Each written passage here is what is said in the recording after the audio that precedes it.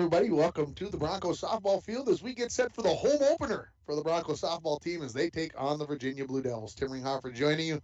Sorry about the little delay on the start. You know, technology always has to mess with you just a little bit to make sure that you're aware of your surroundings and what you are going to be doing. The Broncos coming off of an 11-1 win last night in Ely, where they played pretty good softball. And head coach Jeff Carey, we chatted before the game, and he agreed. Best game that they played last Thursday and Friday. Lots of errors in War Road and Cherry. And last night, by my count, just the one error, and really knew what was going on, and they moved some people around. So I told Jeff Carey while he was making out the lineup card, I said, don't change a thing. He says, I'm not. Everybody's going back to the same spots, same spot in the batting order. So if you were listening with us yesterday, you already know where everybody's going to be at because they're going to keep things exactly the same. When you're playing good softball, keep things going in that direction.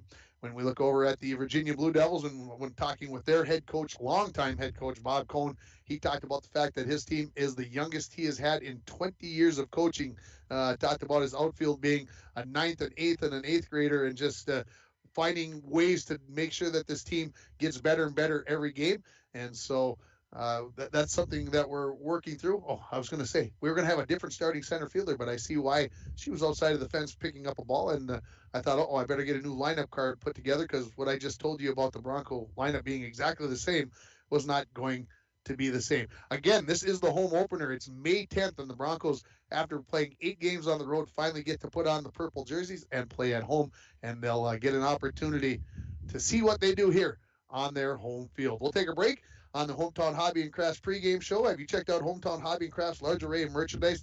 Not only do they have everything to make your school or craft project the best it can be, but they have so much more. And, of course, they've got all the fabric and yarn, and they've got games and puzzles and everything that you need. If you need a gift idea for graduation, might be the place to stop in and see Hometown Hobby and Crafts at 327 3rd Street in downtown International Falls. Also, who's going to score the first run for the Broncos in this softball game? Text your selection to 218-324-3053. And while you have your phone out, call Domino's at 218-283-3444. Get yourself ready for supper or order online at Domino's.com to get your favorite pizza, chicken wings, pasta, or a sandwich. The winner gets a $5 gift certificate to Domino's. We'll take that break. We'll come back with the interview I did with the head coach of the International Falls Broncos, Jeff Carey. You're listening to the Hometown Hobby and Crafts pregame show for Broncos softball on K104, RJBroadcasting.com, and you're watching it on YourLiveEvent.com. At Packaging Corporation of America, we're proud to sustainably manufacture America's top-selling brand of paper right here at our International Falls Mill. PCA is committed to U.S. manufacturing, environmental excellence, and providing great support to the many events that make our community unique, including the International Falls Bass Championship. At Packaging Corporation of America, we make more than paper. We make a difference.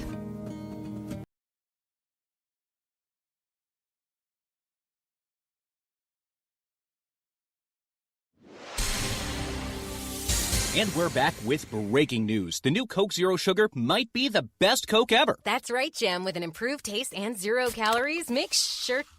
Jim. Ooh, yes, this tastes like the best Coke ever to me. We're on the air. I need to try it first. With zero sugar and now even more delicious, it's the new Coca-Cola Zero Sugar, the best Coke ever. Find out for yourself. Yeah, it was a very good game. Cut down on a lot of errors and made a big difference in our game. Why do you think the difference in the errors? How does it change from a Thursday, Friday to the Monday? What was the magic that happened in the bus on the way to Ely? Well, what we did was change some kids around from different positions, and it made a difference. Talk about the hitting. The first time through the lineup, things didn't maybe go the Broncos' way, but the second and third time through, the Broncos started putting the ball in play. Yeah, typically, don't want to sound negative, but what happens if you face a pitcher that doesn't throw as hard, it's tougher to get on the speed. Once you're on it, then you can hit the ball a lot. Coming in against this game and against Virginia today, talk a little bit about what you want to see the Broncos continue to improve on in this game as we head towards the tournament just 2 weeks away from today. Yeah, it's crazy that is around the corner, but working on less errors in the field, that'll make a huge difference. Can't give away runs. Coach, appreciate the time. Let's go get them. Thanks a lot.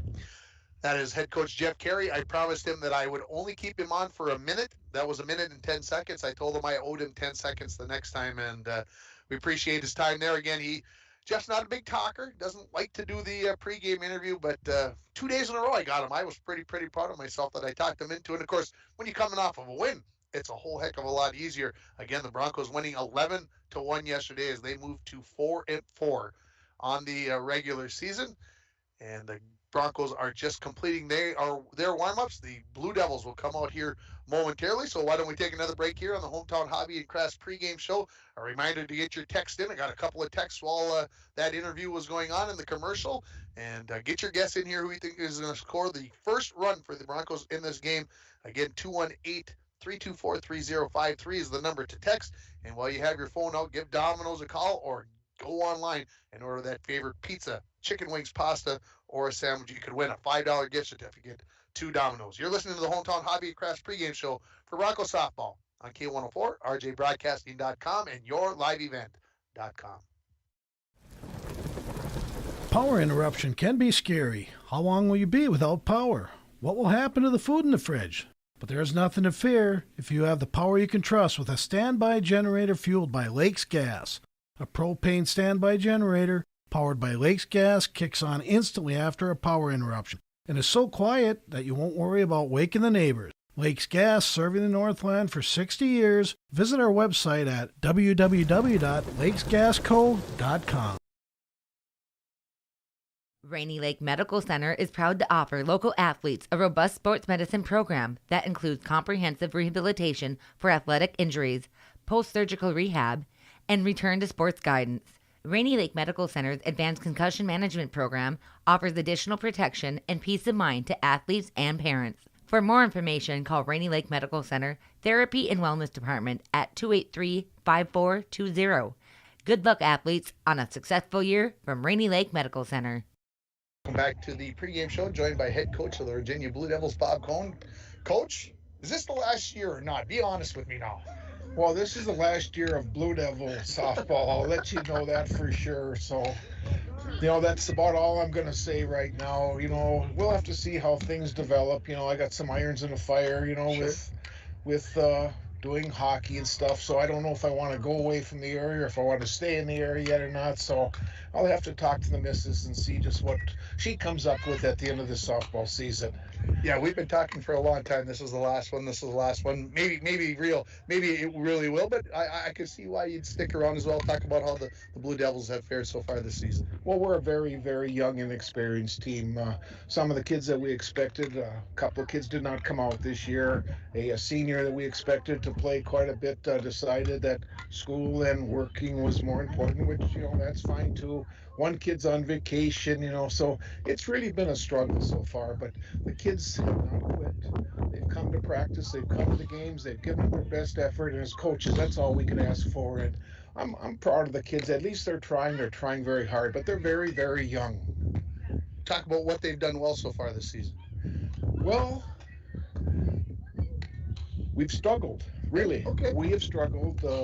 A lot of inexperience. We've got 3 hitters that have done very well this year, which has been a real surprise with those 3. But we've made a lot of errors, and our pitching has been just so far. I know it's going to get better as we progress. We also had a very tough start to our schedule, very, very unusual. In our first 10 games, we're playing Bemidji, and we're playing Cloquet and Duluth East and Hibbing and a whole bunch of strong teams. Now we're going to start competing against some of the teams that we think we can fare against fairly well. So I'm hoping things are going to come around over the next part of the season.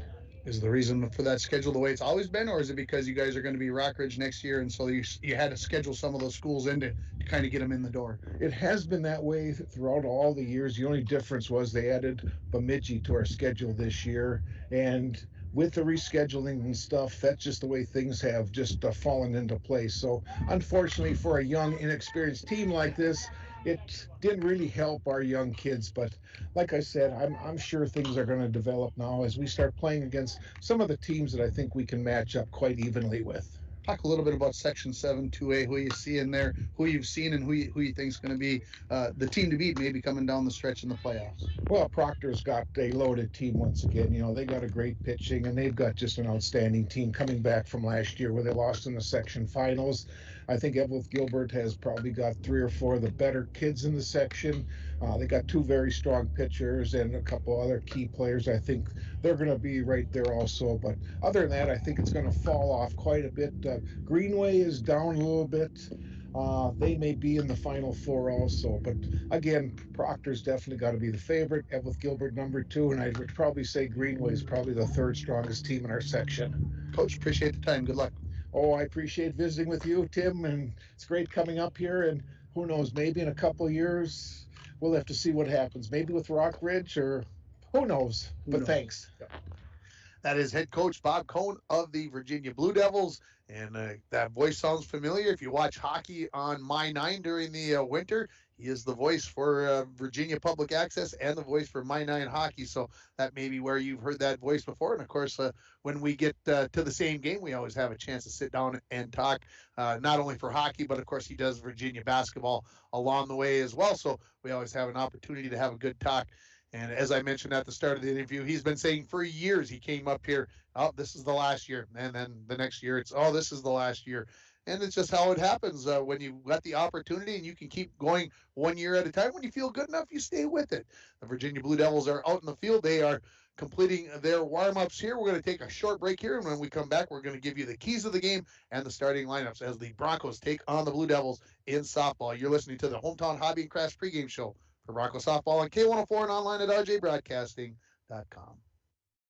A message from CAPE, Couchiching Area Prevention and Education. The 2021 International Falls Positive Community Norm Student Survey found that most students agree that vaping or using e-cigarettes is never a good thing for anyone in their age range to do, and many students disapprove of their friends vaping or using e-cigarettes. CAPE is working together to empower the communities within Couchiching County to reduce alcohol and other drug use among youth and young adults. Together, we are strong. This ad has been funded by MNDHS BHD. Ekman GM of International Falls is excited about 2022. Spring is here with new GMC vehicles coming in every day. Check this out. A new 2022 GMC Terrain all-wheel drive SLT, four-wheel drive, MSRP on this $39,960, sale price only $39,210. Lots going on at Ekman GM, GMC. We are professional grade GMC. Find out more at EkmanIFalls.com. I just love this song. It makes me want to go fishing. Hey Don, you sell flooring. It might be a while before you get on a boat to go fishing. Well, Mike, the way I'm feeling right now, I could be gone for a while when the weather is nice, getting some sun, slaying some walleye. What does that mean, Don? People here need your flooring. They need you out there. Hey, then come and get your flooring and tile now before I'm a castaway on that fishing boat. Get a hold of Don over at Studio B Flooring, 218-240-5599. In outfield, so let's talk about the keys of the game, brought to you by Edward Jones, Eric Strand, and John Winkle. There are keys to the game, and there are keys to making wise financial decisions for your future.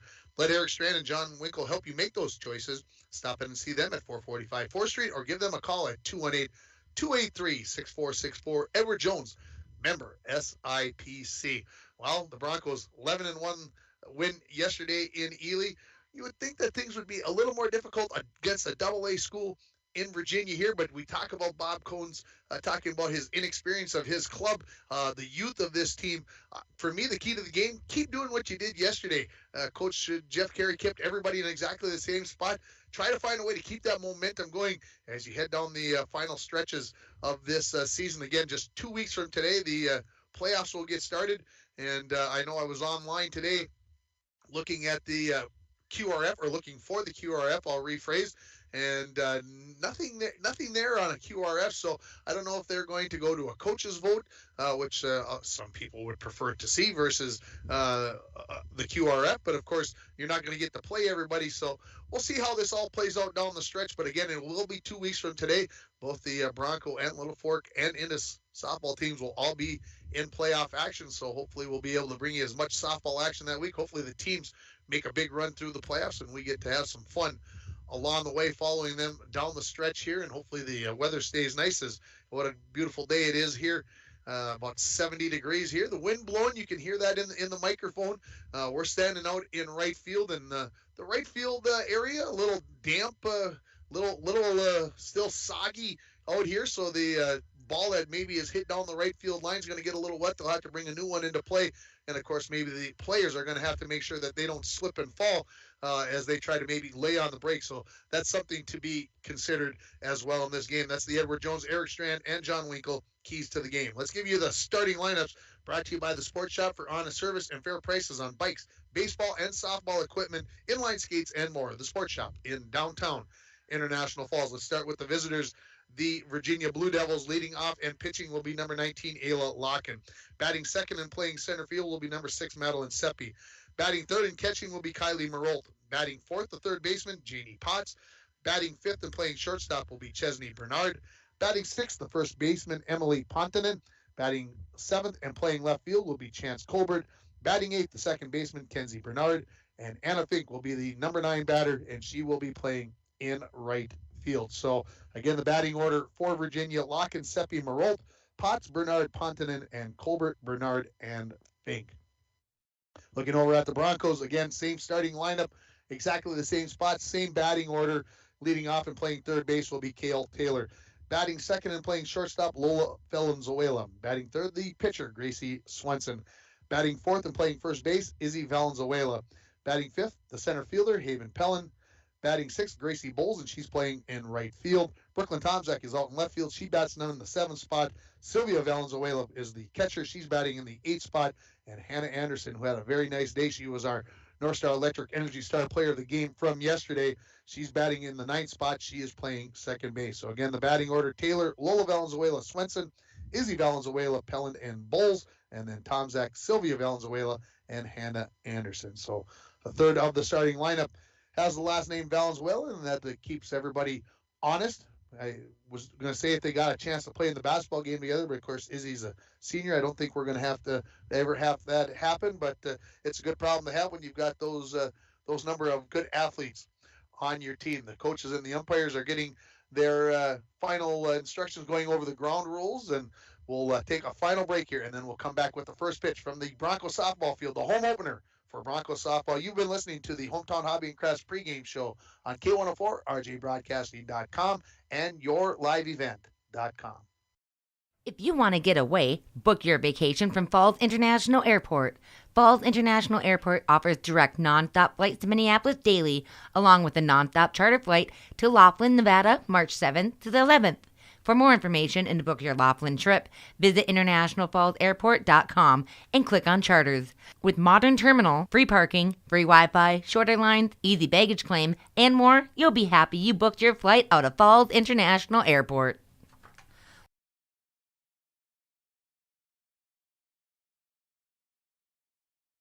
Does the fresh air, bright blue skies, and warmer temperatures have you daydreaming about cruising the lake or hitting the open road to make some great memories? Hi, I'm Tony Palm, lender at TrueStar Federal Credit Union. Whether you're looking for a boat, camper, motorcycle, or all-terrain vehicle, I'm here to finance your fun so you can experience a great summer like never before. Apply online at TrueStarFCU.com or stop by the credit union to see me in person. TrueStar, where banking is brighter. Federally insured by NCUA.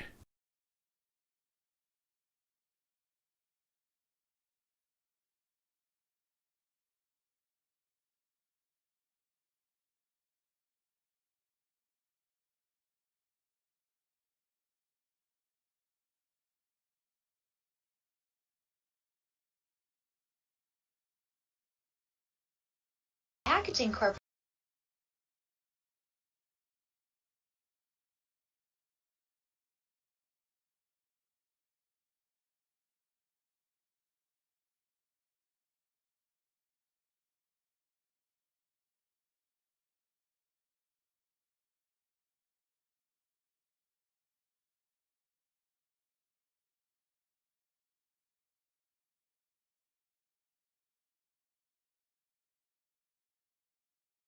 The Broncos softball field as the Broncos have taken to the field, getting their final warm-ups in here. Let's run down the starting lineup or the batting order here for the Virginia Blue Devils. Leading it off will be the pitcher, Ayla Locken. Batting second will be Madeline Seppi. She's playing center field. And leading it off will be our third batter will be Kylie Marold. She is catching. And looking out at the Bronco outfield, Brooklyn Tomzak in left. In center will be Haven Pellin. Gracie Bowles is in right. Going around the infield at third base will be Cale Taylor. The shortstop is Lola Valenzuela. Your second baseman, Hannah Anderson. First base, Izzy Valenzuela. Your catcher is Sylvia Valenzuela. And, of course, your chucker, your pitcher here is the one and only Gracie Swenson. I think she's thrown every pitch for the Broncos in their 8 games so far this year. And as I mentioned to somebody either yesterday or today, as the days have run together, I don't see her not pitching unless something strange goes along. We're just about ready here as Swenson winds and fires. And the first pitch is swung on and fouled back. That foul ball brought to you by Falls Lumber Company, 201 4th Street. As Sylvia Valenzuela goes back, picks it up from the backstop, and we are underway here. The home opener. I can't believe I keep saying it to you folks. It's just hard to believe that it's May 10th and you get to play your first game at home. There's a pitch that goes high from Swenson, evens up the count here at 1-1. We're just underway with the Blue Devils and the Broncos in softball. Again, breeze blowing in. Going to be tough to poke one out of the park today, even with the 4-foot fence here in the outfield. Here's a ball popped up, and Izzy Valenzuela will come up with it. In foul territory by first base to retire Locken for the first out of the game. And Izzy, that one had some spin on it. She had to get the second hand up there to hold that one in the glove. Here comes Madeline Seppi. First pitch, bunted. Sylvia comes out from behind home plate, throws to first a little bit high. He's going to go down the right field line, and Seppi will advance to second base on the throwing error by Sylvia, and she'll get to third base. As that's throw, good aggressive base running by Seppi, and Gracie Bowles running through the muck and mire over here in right field, and didn't get there in time, so Seppi decides she's going to go to third, and she does, so one out. Runner just 60 feet away, and that's going to bring Kylie Marolt to the plate. Marolt, the catcher, right-handed batter, getting ready to step in here against Gracie Swenson. Gracie winds and fires. There's a called strike. Good. Got the umpire who you can definitely hear from where we're standing 200 plus feet away. No doubt that was a strike, so we like those calls. Here comes the 0-1. Fouled out of play, brought to you by Falls Lumber Company, 201 4th Street. So 0-2 now the count here on Marolt. A pop out into foul territory, and then a throwing error on a bunt gets Seppi all the way to third. And here comes Marolt, the 0-2. That goes high. It's going to get to the backstop. Coming home and sliding in with the first run of the ball game is going to be Madeline Seppi, and Virginia takes the lead by a score of 1-0 here on your Rainy River Community College scoreboard. Start your voyage at RRCC. Your future awaits you right here in your own backyard. Rainy River Community College, 285-7722. Swenson's ready with the 1-2 to Marolt. Swung on, grounded to second base. Hannah Anderson has it. Fires over to Valenzuela at first to get the second out of the inning, as Marolt is retired on the 4-3 play, and that will bring Janie Potts, the cleanup batter, up for the Virginia Blue Devils, who lead 1-0 here. Again, the pop out, the throwing error on the bunt, gets her all the way to third base, and then gets home on the ground ball. So the RBI there for Marolt. And the first pitch, 2 Potts. That's driven to center field. Right center field going over is Bowles, and she's just not going to quite get there. Heading for second. Here comes the throw in, and standing up will be Potts. So she's got a first pitch double to the right center field gap, and that will bring up Chesney Bernard. That ball I thought was headed a little bit more towards center field, but right down the middle between Bowles and Pellin in center field and right field. So another runner in scoring position. Virginia leading it by a score of 1-0 here in the top of the first inning. First pitch to Bernard, swing and a miss on a ball that was rising up out of the zone. Yesterday, Gracie Swenson had 7 strikeouts, just 2 walks in that game against Ely in 7 innings of work. Really only struggled in 1 inning, and that was the last inning when the arm could have been getting a little tired. There's a swing and a miss for Bernard. Kind of indecisive on that swing, decided to swing late and then didn't commit fully to it. So now ahead in the count is Gracie Swenson, 0-2 here. He toes the pitching rubber and delivers. Swing and a miss, strike three. So comes to the end of the inning there. Virginia will get one run on one hit, one error, and they leave one runner on base. We're headed to the bottom of the first inning. Virginia leads it by a score of 1-0. You're listening to Broncos Softball on K104 and RJBroadcasting.com, and you're watching it on YourLiveEvent.com. Lake of the Woods Foods of Baudette is proud to be sponsoring Bronco Sports. Lake of the Woods Foods invites everyone to Baudette to check out the new look and added additions to our beautiful store. Caribou Coffee with takeout or drive-up service. Our full-service butcher shop with International Falls' very own Paul Dremel cutting your meats to order. Shell Gas with 91 non-oxy gas for snowmobiles and four-wheelers. It's new, it's exciting. Visit the new and improved Lake of the Woods Foods of Baudette. Check out our Facebook page and weekly ad at lakeofthewoodsfoods.com. At Packaging Corporation of America, we're proud to sustainably manufacture America's top-selling brand of paper right here at our International Falls Mill. PCA is committed to U.S. manufacturing, environmental excellence, and providing great support to the many events that make our community unique, including the International Falls Bass Championship. At Packaging Corporation of America, we make more than paper. We make a difference. I see. Back at the Broncos softball field, bottom of the first inning, leading it off for the Broncos will be Cale Taylor, followed by Lola Valenzuela and Gracie Swenson. The Virginia Blue Devils, they're ready to go. The Broncos are the ones, that's usually not the way it goes. Usually the batters are out there waiting, ready to go, waiting for the infield, but we are ready for the first pitch to Cale Taylor from Locken, and it's fouled out of play by Taylor. She's swinging on the first pitch. That foul ball brought to you by Falls Lumber Company, 201 4th Street. So Ayla Locken,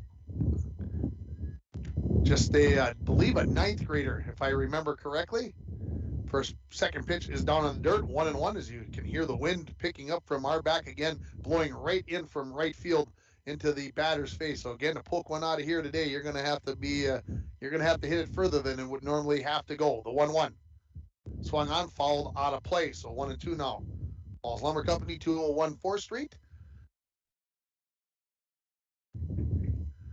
For the Blue Devils in the outfield, it is Chance Colbert in left. Madeline Seppi is in center, and Allie Fink is in right. Going around the infield at third base is Janie Potts. Chesney Bernard is at short. Kenzie Bernard is at second, and Emily Pontonen at first base. Ayla Locken is your pitcher, and Kylie Merold is the catcher. And I had to do something because we didn't have any softballs remaining in the umpire's ball bag, so we had to wait till they came back into play, and now we are ready here with the count 1-2 to the leadoff batter, Cale Taylor. Swung on, fouled out of play. Brought to you by Falls Lumber Company, 201 4th Street. We'll have Bronco baseball on for you Wednesday, Thursday, and Friday, and it sounds like we're going to maybe have a doubleheader of Bronco baseball for you on Friday. Here comes the 1-2 again to Taylor. Swung on, grounded right up the middle, and it is in the center field, and Taylor's on with a leadoff single. Cale last night, 3 for, let's see, you got to go back and look to make sure I got it right, because she had 2 hits, I believe. No, 1 for 4 she was. So here comes Lola Valenzuela, who had a couple of hits last night and 4 at-bats. She shows bunt, pulls the bat back, called strike on the outside corner. She showed the bunt plenty early in the corners, and Emily Pontonen and Jeannie Potts, they were within 20 feet of home plate, I think, when that ball was could have been bunted. Swung on right up the middle, and it is a single into center field. And playing very shallow up there is Seppi, and could have had an opportunity almost to throw Taylor out at second base if that one would have been a hit a little harder. So the first 2 batters on for the Broncos, they got something cooking here in the bottom of the first inning. Here comes Gracie Swenson, who had a 3-run double last night in the 6-run 6th inning for the Broncos. As she steps in, she had head coach Bob Cohn wowing as she was warming up during warm-ups, hitting balls over the fence from first base area. First pitch to her. Swung on. That is driven to left field down the line, and that is going to be foul. Not by a whole lot. Swenson got a whole lot of that one. Again, not enough to get it out of the park, but that was hit very, very well, and a good opportunity there. So Swenson dialed in right now as that ball looked pretty good to her, and she knocked it down the left field line, but foul. Locken ready with the 0-1 to Gracie Swenson. shows bunt, pulls the bat back.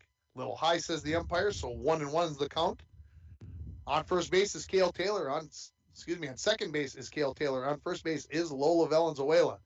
Here comes the 1-1. Driven down the left field line, but foul. So Gracie a little hit of both of those pitches, pulling them foul down the third base line. Just got to be patient in there. Last night, that was one of the things. Pitcher from Ely, a little slower than they've been used to seeing, and it took a couple at bats for everybody to get used to it. Here comes the 1-2. Here's a ball that is rocketed to left center field, and that is gone.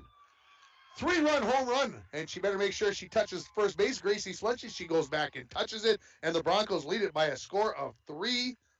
Well, Gracie Swenson, thanks for making a liar out of me, because I said there was probably no way anybody was going to poke one out of the park here, and she got the first one. I was a little nervous, and that was a no-doubter, folks, as that cleared the fence, and the Broncos lead it by a score of 3-1. And I'm not even going to – I did this last night. I gave away the play of the game, and then a better play came up later. But for all your electrical needs, both commercial and residential, stop at Canner Electric at 500 4th Street in International Falls, or call them at 218-283-8319. Canner Electric sponsors your play of the game. Here comes Izzy Valenzuela. Swing and a miss. So nobody out here in the bottom of the first. Broncos up 3-1 now on your Rainy River Community College scoreboard. Is Locken ready with the 0-1 to Izzy. Up high. Haven Pelland, Gracie Bowles, Brooklyn Tomzak, Sylvia Valenzuela, Hannah Anderson to follow here. The Broncos get that far. The 1-1 down low, 2-1 now to Izzy. The cleanup batter for the Broncos. Been in that batting spot pretty much every game that I've seen this year. Bronco baseball team already done. It's only like 4:30 guys going to the gym. All right, fair enough. I thought, maybe coach had gone easy on you guys. Fouled out of play by Izzy Valenzuela, brought to you by Falls Lumber Company. Makes the count 2-2, and we're waiting for some balls to come back into play so that we can continue the game. There comes one, and almost going to have to bring out the third ball. I like that policy right there. Let's get another one into play here so we can continue to play. That's what it's all about. So the count 2-2 here to Izzy Valenzuela. Nobody on, nobody out. 3 runs across for the Broncos as they lead it 3-1 on the 3-run home run by Gracie Swenson. Locking ready with the 2-2. Down low.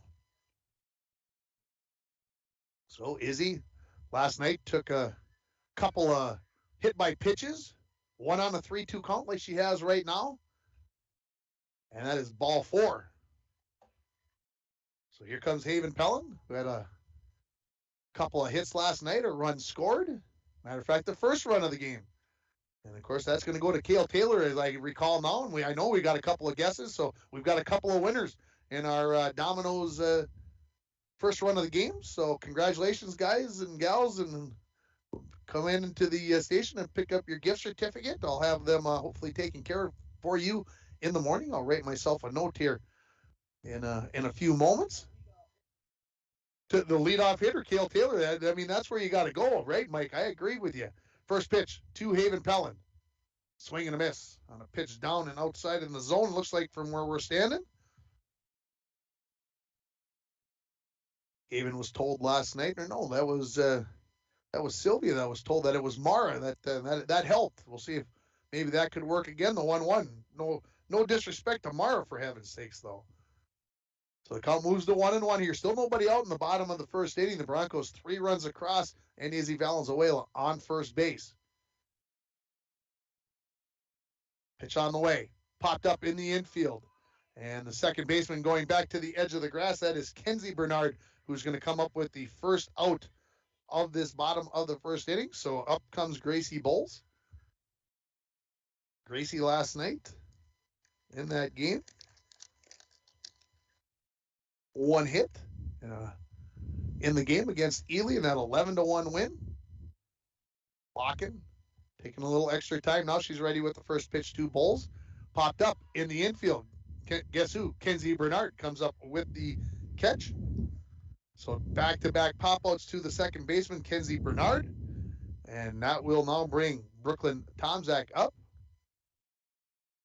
Brooklyn scored the second run in the game last night at a crucial point of the game. It was scoreless through 3 innings, and then the Broncos got a couple of runs, and that sure seemed to put the team at ease in that fourth inning and after. First pitch to Tomczak. Popped up. Short right field in foul territory, and a long run for the right fielder, Allie Fink, and she couldn't come up with that. And as she dove into the muck and mire over there, she's going to need of the washing machine tonight. So, Mom, if you're listening, just get ready. She's all full of mud. Smiling about it though, having some fun. That's okay. So they get a new softball in. They'll get that one cleaned up, roll it through the dirt. That'll help take off some of the moisture. So the count 0-1 here to Brooklyn Tomczak. Runner on first base in Izzy Valenzuela, and now 2 outs. The 0-1 called strike on the outside corner. So Locken, after giving up the 3-run home run and the walk, has now got a couple of pop-outs here and is ahead 0-2 on Tomczak. Swung on. This ball's up the middle, and it is into center field for a base knock. So Brooklyn Tomczak comes up with the 4th Bronco hit of the inning, and it continues the play here with 2 outs. That's going to bring Sylvia Valenzuela to the plate. Very aggressive last night was Sylvia at the plate. You like that out of a young player who's not intimidated by the situation. First pitch to her. Swung on. That's into left field. Coming in is the left fielder, and on the run is Chance Colbert, who will come up with the catch on the fly ball. But the Broncos get 3 runs on 4 hits. No errors, and they leave 2 runners on base. After 1 inning, the score, International Falls 3, Virginia 1. You're listening to Bronco Softball on K104. RJBroadcasting.com, and you're watching it on yourliveevent.com. And we're back with breaking news. The new Coke Zero Sugar might be the best Coke ever. That's right, Jim. With an improved taste and 0 calories, make sure... Jim. Ooh, yes, this tastes like the best Coke ever to me. We're on the air. I need to try it first. With zero sugar and now even more delicious, it's the new Coca-Cola Zero Sugar, the best Coke ever. Find out for yourself. Power interruption can be scary. How long will you be without power? What will happen to the food in the fridge? But there's nothing to fear if you have the power you can trust with a standby generator fueled by Lakes Gas. A propane standby generator powered by Lakes Gas kicks on instantly after a power interruption and is so quiet that you won't worry about waking the neighbors. Lakes Gas, serving the Northland for 60 years. Visit our website at www.lakesgasco.com. Back at the Broncos softball field, and Sylvia was the last batter, and so a little time to get her equipment on here. So that gives me an opportunity to tell you what's coming up for the rest of the week. Tomorrow afternoon, we'll be right back here, except we're going to turn around and we're going to face west, and we're going to watch the Bronco baseball team take on the Northwoods Grizzlies. The Grizzlies playing a doubleheader, 2 5-inning games down in Little Fork tonight, so we'll have the big scouting report on how what the Grizzlies have before they come here and play the Broncos tomorrow. Then on Thursday, Mike's telling me there's a good chance for rain, but if the raindrops stop, we'll have Greenway Bronco baseball against GNK, Greenway, Nashwauk, Keewatin. And then Friday, the Broncos baseball team was supposed to play at MIB yesterday. Well, they've rescheduled that game as part of a split doubleheader for the Bronco baseball team on Friday. So if Mount Iron Buell has power at their baseball field, I will be down there for the 1 o'clock game at MIB. Then we'll pack up the equipment, we'll jump in the car, we'll drive over to Hibbing, and we'll do it all over again. We'll have a doubleheader of Bronco baseball on the air on Friday again, if they have power at the MIB field. And I would assume that they do, but I've never been there before, so I'm not 100% sure. Coming up for Virginia here in the top of the second inning, the 6-7 batters, Emily Pontonen will lead it off, followed by Chance Colbert and Kenzie Bernard.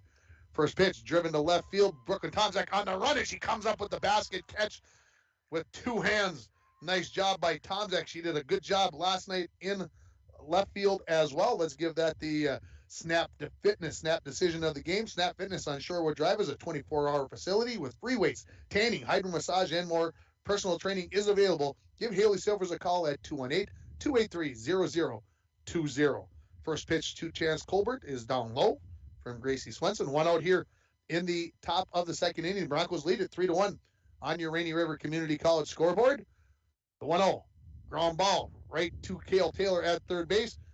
Comes up, throws hard across the diamond, and comes up with the 5-3 putout of Chance Colbert, and that will bring Kenzie Bernard to the plate. Bernard came up with a couple of infield fly catches in that bottom of the first inning, helped Virginia get themselves out of a little bit of trouble as the first four Broncos had gotten onto base. Swenson, first pitch to Bernard. Fouled back. Brought to you by Falls Lumber Company, 201 4th Street. So you got Chesney Bernard at shortstop. You've got Kenzie Bernard playing second base for the Virginia Blue Devils. The 0-1. Fouled back. Out of play. Brought to you by Falls Lumber Company. Good crowd here. Junior high game going on over on the JV field. And, of course, people walking around. What else you supposed to do on a nice day? Come watch a little softball. The 0-2 to Kenzie Bernard. Gracie tried to throw a little change up there, take a little bit off that one. That goes well high, so makes the count 1-2. Top of the second inning. Broncos ahead on a 3-run home run by Gracie Swenson. The 1-2. That ball's fouled back off the foot. Almost looks like Gracie, as she came through with that, almost looked like she hit her leg a little bit. That ball still got to the plate with enough on it to have Bernard take a swipe at it. Junior high baseball team going by me. Ooh, Gracie wanted that one. She thought she had nicked the outside corner with that one, but the umpire did not agree. So the count moves to 2-2 here. 2 outs here in the top of the second inning. Broncos up 3-1. Pitch on the way. Fouled back. Brought to you by Falls Lumber Company. So the at-bat continues here, as this will be pitch number 7 to the number 8 batter in the order, Kenzie Bernard. Everybody's back in their appropriate spots. Here comes the 2-2. Grounded. Coming out of the circle is Swenson. Turns, fires to first base, and will get Bernard by a step. So 1-2-3 go the Blue Devils in the top of the second inning. The score remains the same. International Falls 3, Virginia 1. You're listening to high school softball on K104 and rjbroadcasting.com, and you're watching it on yourliveevent.com. Rainy Lake Medical Center is proud to offer local athletes a robust sports medicine program that includes comprehensive rehabilitation for athletic injuries, post-surgical rehab, and return to sports guidance. Rainy Lake Medical Center's Advanced Concussion Management Program offers additional protection and peace of mind to athletes and parents. For more information, call Rainy Lake Medical Center Therapy and Wellness Department at 283-5420. Good luck, athletes, on a successful year from Rainy Lake Medical Center. A message from CAPE, Couchiching Area Prevention and Education. The 2021 International Falls Positive Community Norm Student Survey found that most students agree that vaping or using e-cigarettes is never a good thing for anyone in their age range to do, and many students disapprove of their friends vaping or using e-cigarettes. CAPE is working together to empower the communities within Couchiching County to reduce alcohol and other drug use among youth and young adults. Together, we are strong. This ad has been funded by MNDHS BHD. Softball field, bottom of the second inning, 9-1-2 coming up for the Broncos. Hannah Anderson will lead it off, followed by Cale Taylor and Lola Valenzuela. Lockett. Looking at the wristband, getting the ball all cleaned up. She's ready with the first pitch to Hannah. Outside to Anderson. 25 pitches in that first inning for Lockett. Probably a little more than Coach Bob Cohn would like to see out of his young hurler, but gave up the 3 runs on the first 3 batters, and that next pitch bounces in. So 2-0 now the count to Hannah Anderson. 1 walk in there, but again, the big blow there was the 3-run home run by Gracie Swenson. The 2-0 to Anderson. Driven past the shortstop and into left field, and it's a base hit. That is hit number 5 for the Broncos so far in this game. 3 of them ground balls up the middle, and that one pulled the left, and that home run to deep left center field. So here comes the top of the order. Cale Taylor singled and then scored on that 3-run bomb by Swenson. So the Broncos have something going here in the bottom of the second inning, leading it 3-1 on your Rainy River Community College scoreboard. Hannah Anderson on the steal at 10th. She's in there standing. So a ball to Cale Taylor. Everybody gets back to their spots. And I do see somebody warming up. Pitcher. Here's a ground ball right at the third baseman, Janie Potts. She goes down onto a side and out at first base on the throw from Potts. As she went down, got up, and threw Taylor out by a step. And then Hannah Anderson aggressively on the base pass. Throw comes across, and it's a bang-bang play. And safe at third base is Hannah Anderson. So now 1 out. Runner at third base. Here comes Lola Valenzuela, who singled and scored on that 3-run home run. Pitch, swing and a miss. Lots going on in that last play. Again, Potts diving to her left, going into the hole, knocked it down, got up and threw a dart right across to the first baseman, Pontonen. There's a called strike, evening up the count here. Make it 0-2. So Valenzuela behind here. Not to be nervous, though. Number 2 spot for a reason. Hannah Anderson, the runner at third base for the Falls. That's a little bit low, and they're going to throw down and try to keep Hannah Anderson close as Kylie Moreau threw down 2 Potts. Potts playing about 4 steps in front of the bag. At the third base comes the pitch. It's grounded towards second base. Bernard steps up, scoops it up, throws to first base, and then coming off first base is Pontonen running it back in, keeping Hannah Anderson right there at third base. So now 2 outs here. Here comes Gracie Swenson. Well, I'll say it for a third time. She hit that 3-run home run back in the the bottom of the first inning. First pitch to her. Swung on, fouled out of play. Brought to you by Falls Lumber Company. So the Broncos a leadoff single from Hannah Anderson. She moves on a stolen base and then moves to third on the ground out. The 0-1 to Swenson. Hit off the end of the bat. 1 hopper to Bernard at second base. She turns and throws to retire Gracie Swenson. So the Broncos waste the leadoff single. They'll strand Hannah Anderson right there at third base. Right into the top of the third inning. Score, International Falls 3, Virginia 1. You're listening to high school softball on K104 and RJBroadcasting.com, and you can watch it on yourliveevent.com. Ekman GM of International Falls is excited about 2022. Spring is here with new GMC vehicles coming in every day. Check this out. A new 2022 GMC Terrain all-wheel drive SLT, 4-wheel drive, MSRP on this, $39,960, sale price only $39,210. Lots going on at Ekman GM, GMC. We are professional grade GMC. Find out more at EkmanIFalls.com. I just love this song. It makes me want to go fishing. Hey, Don, you sell flooring. It might be a while before you get on a boat to go fishing. Well, Mike, the way I'm feeling right now, I could be gone for a while when the weather is nice, getting some sun, slaying some walleye. What does that mean, Don? People here need your flooring. They need you out there. Hey, then come and get your flooring and tile now before I'm a castaway on that fishing boat. Get a hold of Don over at Studio B Flooring, 218-240-5599. Back at the International Falls softball field as we go to the top of the third inning with the Broncos leading at 3-1 on your Rainy River Community College scoreboard. Set your voyage at RRCC. Your future awaits you right here in your own backyard. Give them a call if you're interested in fall semester, 285-7722. 9-1-2 coming up here for the Blue Devils. Allie Fink, the right fielder, will lead it off, followed by Ayla Locken and Madeline Seppi. 3-1 Broncos lead it here. First pitch. Bounces in.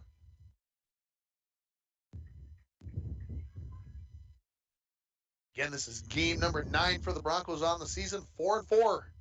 After that win last night in Ely. The 1-0. Bunt shown. Ball was, not sure if it bounced and hit her bat or if she bounced and she missed it, but it's called a strike. So the count moves to 1-1. Again, a breezy day here, blowing in from right field. And Swenson delivers the 1-1. Called strike. Last night she had 7 strikeouts, the first 5 of them on called third strikes. So Gracie had it going on last night. Here comes the 1-2 to Fink. Fouled off. The leg of Fink. That foul ball brought to you by Falls Lumber Company, 201 4th Street. Fink goes for a little walk. Now she's back in the right-hand batter's box. And the 1-2. Change up. Stayed just high. Good spot. Good time to be using that pitch on a 1-2 count. Work on that. Make that pitch work. You can be very, very effective. 2-2, called third strike. And that is the second strikeout of the game for Gracie Swenson. And that's out number one here in the top of the third inning with the Broncos leading it 3-1. Here comes Ayla Locken. She popped out to first baseman Izzy Valenzuela in foul territory, leading off this game. First pitch. Right back to Swenson on one hop. Turns, lobs it over to Izzy at first base for the second out. And that'll bring Madeline Seppi. She scored the only run of the game for the Blue Devils as she bunted, and then the throw was errant from catcher Sylvia Valenzuela, and she advanced all the way to third on that throw and then scored on the ground out by Marolt, who was in the on-deck circle. First pitch. Swing and a miss.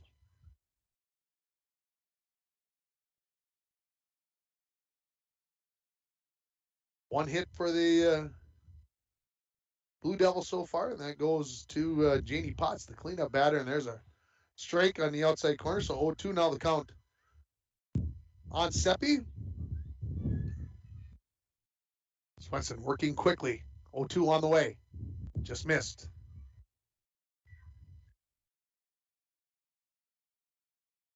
Catcher Marolt on deck, and then Janie Potts to follow if Seppi can get on base here.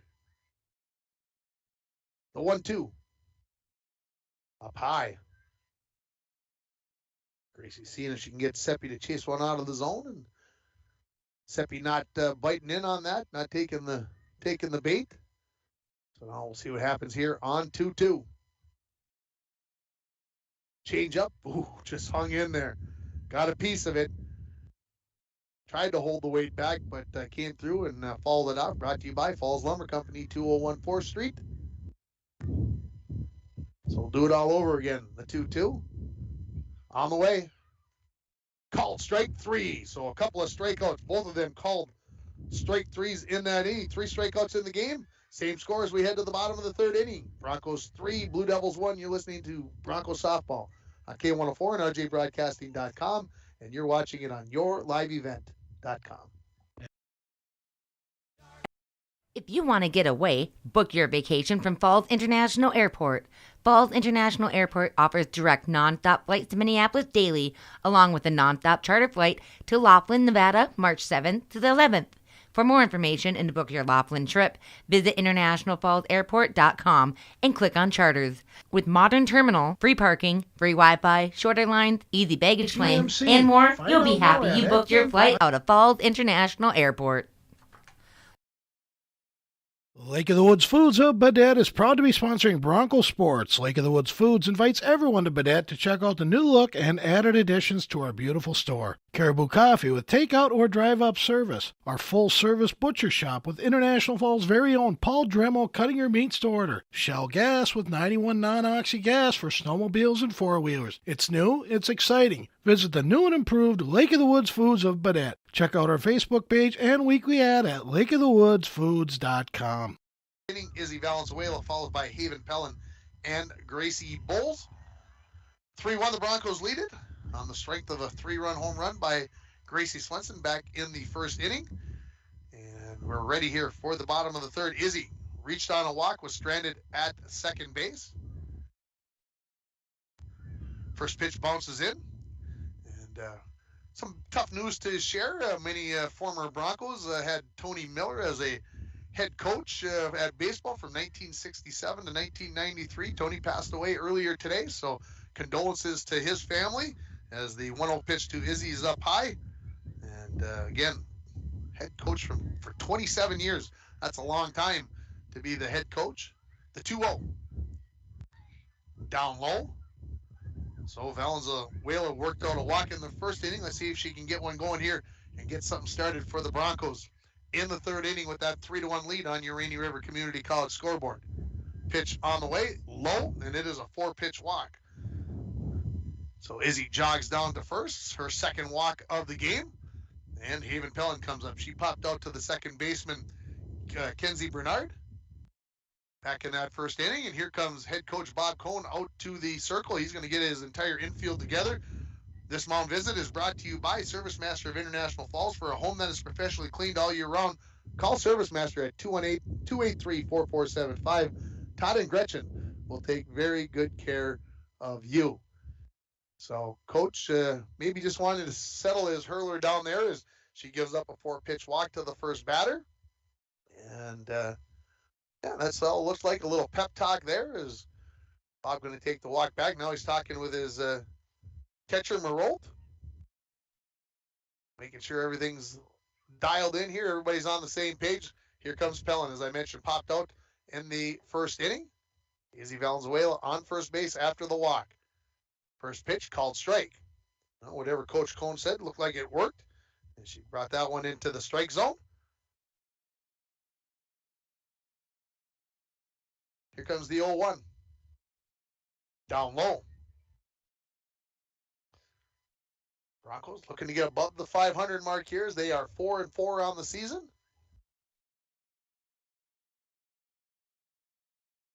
Locken taking a little extra time here. Now she's ready with the 1-1. Fouled back to the screen. Brought to you by Falls Lumber Company, 201 4th Street. So now Pellin behind in the count 1-2. Be up there protecting. Anything close, make sure you get a piece of it anyway. The 1-2. Fouled back. Brought to you by Falls Lumber Company. Exactly what you need to do right there.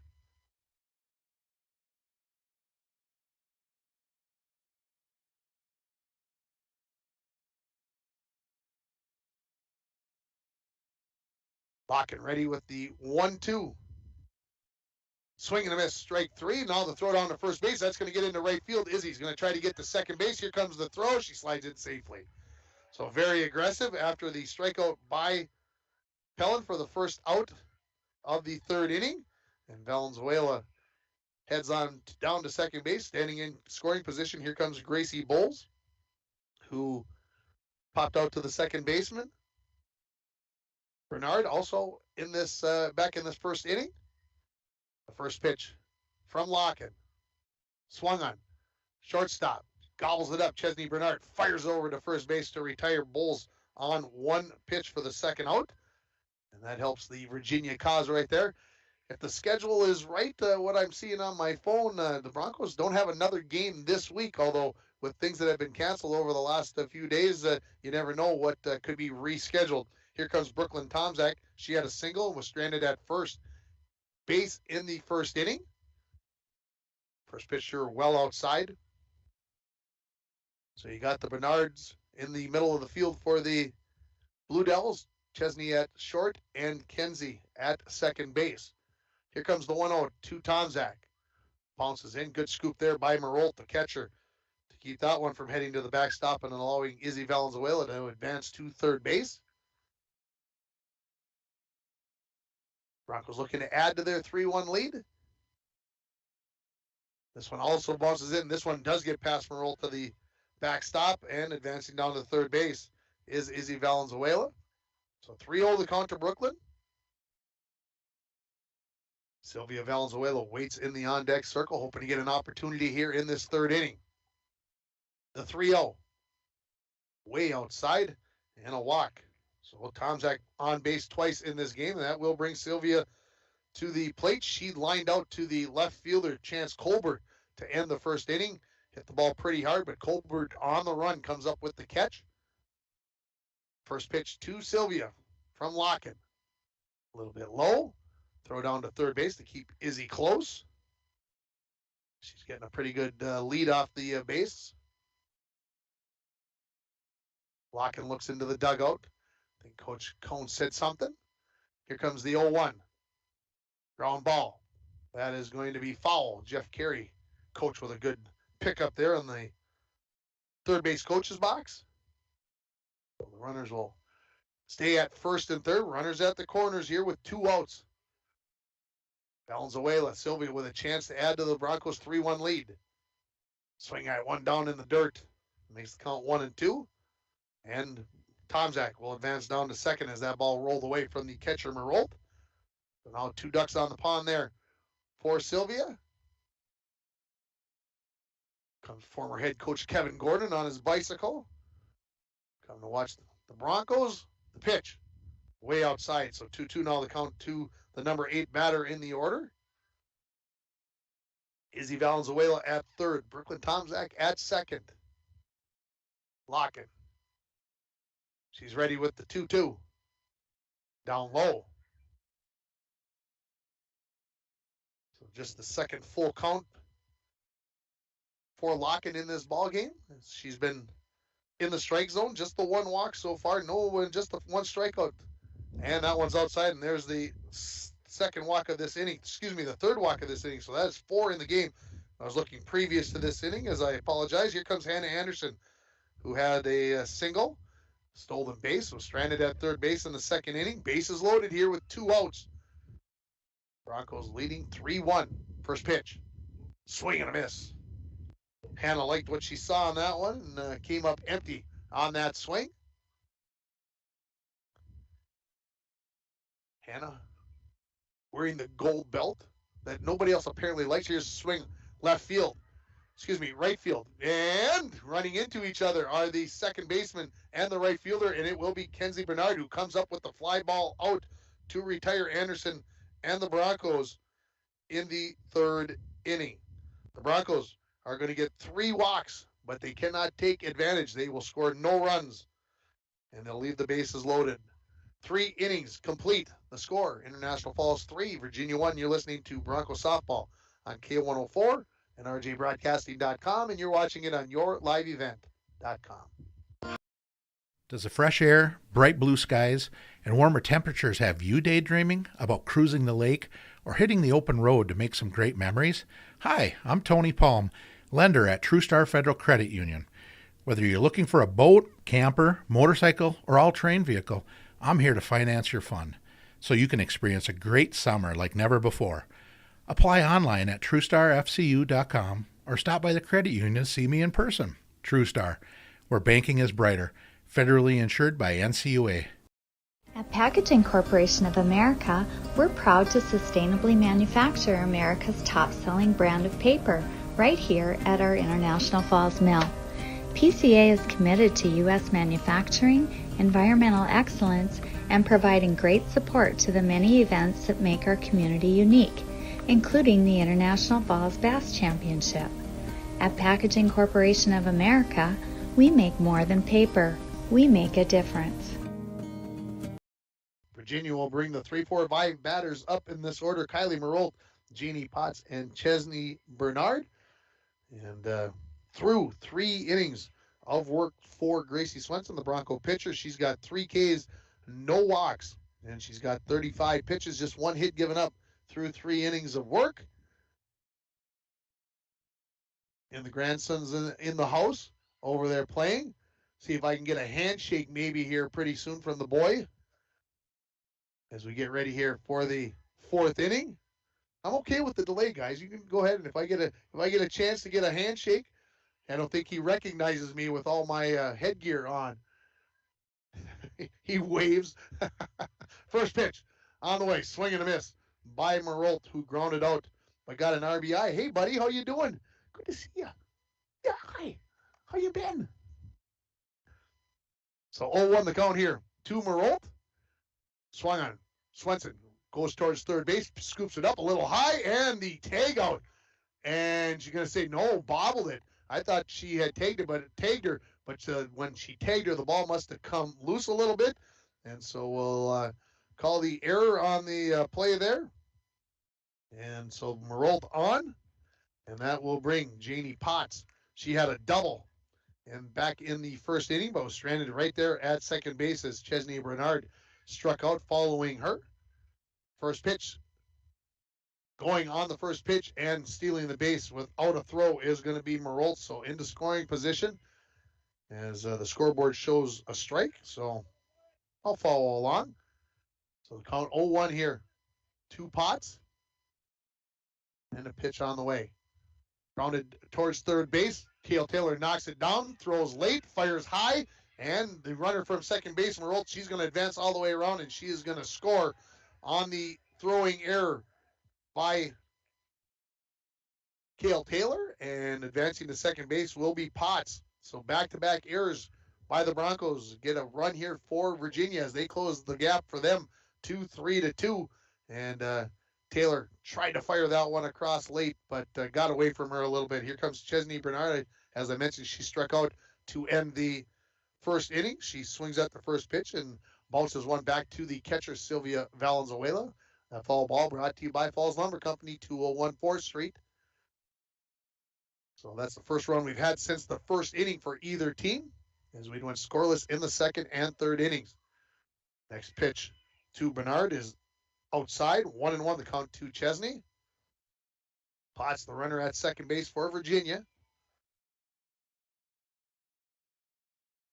Gracie taking a little extra time on this one. Now the 1-1 popped up. Short right field going back is Hannah Anderson, and she catches it on the run. What a nice basket catch there as Bernard is retired on the pop out to Hannah Anderson for the first out. Let's give that the Northern Lumber catch of the game. Free estimates delivered to your worksite and paint matching. Northern Lumber, everything to build anything, located on Highway 53 at 307th Street in International Falls. Here comes Emily Pontonen, who flew out to the left fielder, Brooklyn Tomczak. Here's a ground ball. Kale Taylor picks it up, fires across the diamond, bounces in there, and the foot on the bag at the last second by Izzy to get the out. So the 5-3 put out gets the second out of the inning. Potts advances to third on the throw over to first base. Some good dancing there by Izzy as she wanted to make sure she kept that ball in front of her and then got the foot back onto the bag. Chance Colbert grounded out to the third baseman, Kale Taylor, in the middle of the second inning. Takes the first pitch low. Broncos trying to minimize the opportunities here for Virginia after giving them a couple of extra opportunities, as there were two errors by the Broncos so far in this inning. The 1-0 called strike. Number 7 batter in the order, Chance Colbert, playing left field today.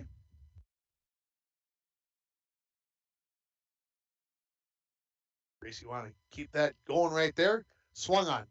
This is going to be in the hole, long throw, not going to even try to make it.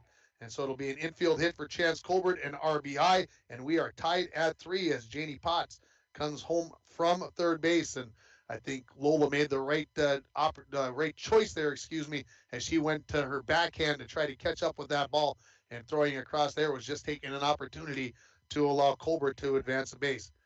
First pitch to Kenzie Bernard is fouled back, and Colbert was stealing on the first pitch, and she'll have to go back to first base as that foul ball brought to you by Falls Lumber Company, 201 4th Street. So we're tied at 3 here as the Blue Devils come up with a couple of runs. Both those errors, those runners came across to score. Ground ball. Swenson knocks it down, picks it up, underhands to Izzy Valenzuela at first base for the third out. But again, the two errors costly for the Broncos as both those runners come across the plate. The Blue Devils get 2 runs on just 1 hit, and they leave 1 runner on base. We're halfway through this softball game. The score, International Falls 3, Virginia 3. You're listening to High School Softball on K104 and online at rjbroadcasting.com. And we're back with breaking news. The new Coke Zero Sugar might be the best Coke ever. That's right, Jim. With an improved taste and 0 calories, make sure... Jim. Ooh, yes, this tastes like the best Coke ever to me. We're on the air. I need to try it first. With zero sugar and now even more delicious, it's the new Coca-Cola Zero Sugar, the best Coke ever. Find out for yourself. Back at the fall softball field, it's time for your mid-game report brought to you by Green Larson Mortuary. Welcome to a place to celebrate life and honor every memory. Go to their website at greenlarson.com. For the Broncos, they have got 3 runs on 5 hits. They've got 3 errors in the game, and they've left 6 runners on base. For the Blue Devils, they've got 3 runs on 2 hits. They have had 0 errors in this game, and they've left 2 runners on base. For Gracie Swenson, she's got 3 strikeouts, no walks on 48 pitches through 4 innings of work. And for Ayla Loken, She's got 58 pitches. She's walked 4, struck out 1 so far in this game. And the first pitch on the way to the Broncos leadoff batter in Kale Taylor. She takes it for a ball. Here's a ground ball. That is into left field. So hit number 2 for Kale Taylor in this game. Hit number 6 for the Broncos. And again, your mid-game report brought to you by Green Larson Mortuary. Welcome to a place to celebrate life and honor every memory. And Coach Bob Cohn is going to come out of the dugout, and he is going to replace his pitcher, and it is going to be right fielder Allie Fink that is going to come into the ballgame as her and Locken are going to change places. And so we'll take a quick break here. Score 3-3, bottom of the 4th inning, 1 runner on, nobody out. You're listening to Bronco Softball on K104 and RJBroadcasting.com, and you are watching it on yourliveevent.com.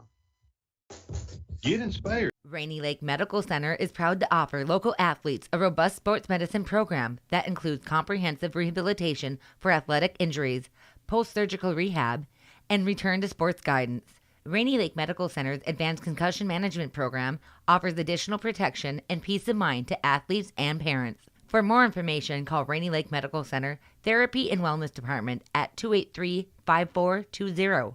Good luck, athletes, on a successful year from Rainy Lake Medical Center. A message from CAPE, Couchiching Area Prevention and Education. The 2021 International Falls Positive Community Norm Student Survey found that most students agree that vaping or using e-cigarettes is never a good thing for anyone in their age range to do, and many students disapprove of their friends vaping or using e-cigarettes. CAPE is working together to empower the communities within Couchiching County to reduce alcohol and other drug use among youth and young adults. Together, we are strong. This ad has been funded by MNDHS BHD. Change is brought to you by Service Master of International Falls. For a home that is professionally cleaned all year round, call Service Master at 218-283-4475. Todd and Gretchen will take very good care of you. And the pitching change here, as coming out of right field again, is going to be Allie Fink, as she will take over as her and Ayla Locken change spots. For the Broncos, coming up here is Lola Valenzuela. First pitch is up high. So 60 pitches for Locken. She had the 4 walks and the 1 strikeout in that in her pitching record. And there's a bunt shown, and Lola misses that one, so makes the count 1-1. And tell you that Virginia team, are they in motion when that bunt is showing? All 7 players behind the pitcher and the catcher, they are on the move. Valenzuela swings, ground ball, third base. Potts going to go to second and going to throw it into right center field, and that's going to go all the way out there, rounding third, and she is going to try to get home and score. Is going to be Taylor. She will, and sliding in safely on the throw in is going to be Lola Valenzuela. So the fielder's choice and the error on Janie Potts allows the Broncos to take the lead at 4-3, and Lola Valenzuela standing on second base. Up steps Gracie Swenson. She's 1 for 2 in the ball game, but that one hit a 3-run home run back in the first inning. First pitch from Fink, bounces in, gets past the catcher Marolt, and jogging down to third base is Lola Valenzuela. So the Broncos, with nobody out here, looking to see if they can put a crooked number up in this inning, as they've got 1 run across thus far. Fink ready to deliver to Swenson. Just waited back on that one and pulled it foul and popped it up over into the practice football field. So 1-1 the count here to Gracie Swenson. And again, last night, the pitcher Zaleska, you had to wait a little bit on there. And I think you're going to see the same thing with Fink here. Here's a ball driven to left field, and that is going to be pulled foul. And if you were with us on her first at-bat, she pulled one to a similar spot. It stayed on this side of the fence, and then she rocketed that home run. So we'll see if I didn't jinx her here. Maybe she can do it all over again. The 1-2.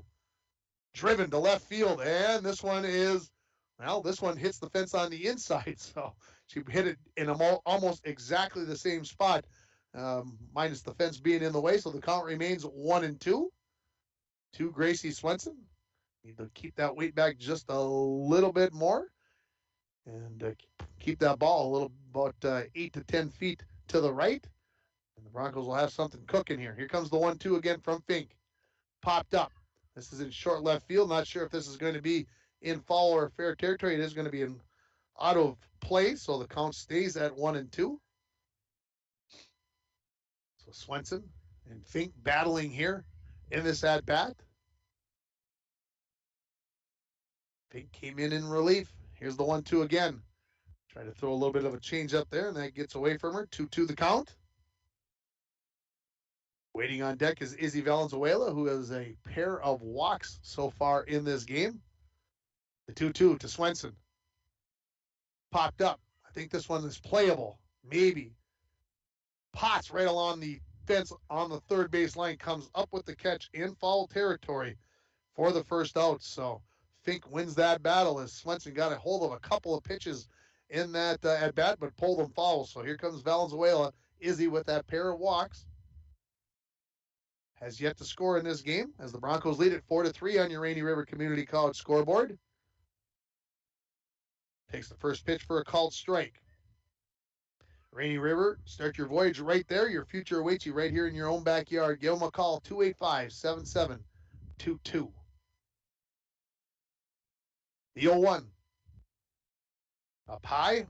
Makes count 1-1. Again, we'll have Bronco baseball for you tomorrow night right here. We'll just turn around and point the cameras the other way as the Broncos take on the Northwoods Grizzlies. The 1-1. Ball driven to left field, and this is going to be over the left fielder's head, and this is going to score a run, and Valenzuela will be into second with a stand-up double. So an RBI, and the Broncos now lead it by a score of 5-3. And I see we do have a change out there in left field, as that is number 23. Instead of Chance Colbert out there, that is... I don't have a 23. I'm going to have to make sure I saw that number correctly. Here comes Haven Pellin, 0 for 2. Pop out and a strikeout so far in this game. She takes a ball on the first pitch. You have to go back and look at my lineup card, make sure I can read the writing. Here's a pop-up in the infield. The pitcher, Anna Fink, she takes control of the situation and retires Pellin for the second out. Here comes Gracie Bull. She's got a pop out and a ground out so far in this game. So 2 outs now. Broncos 2 runs across. Izzy Valenzuela standing on second.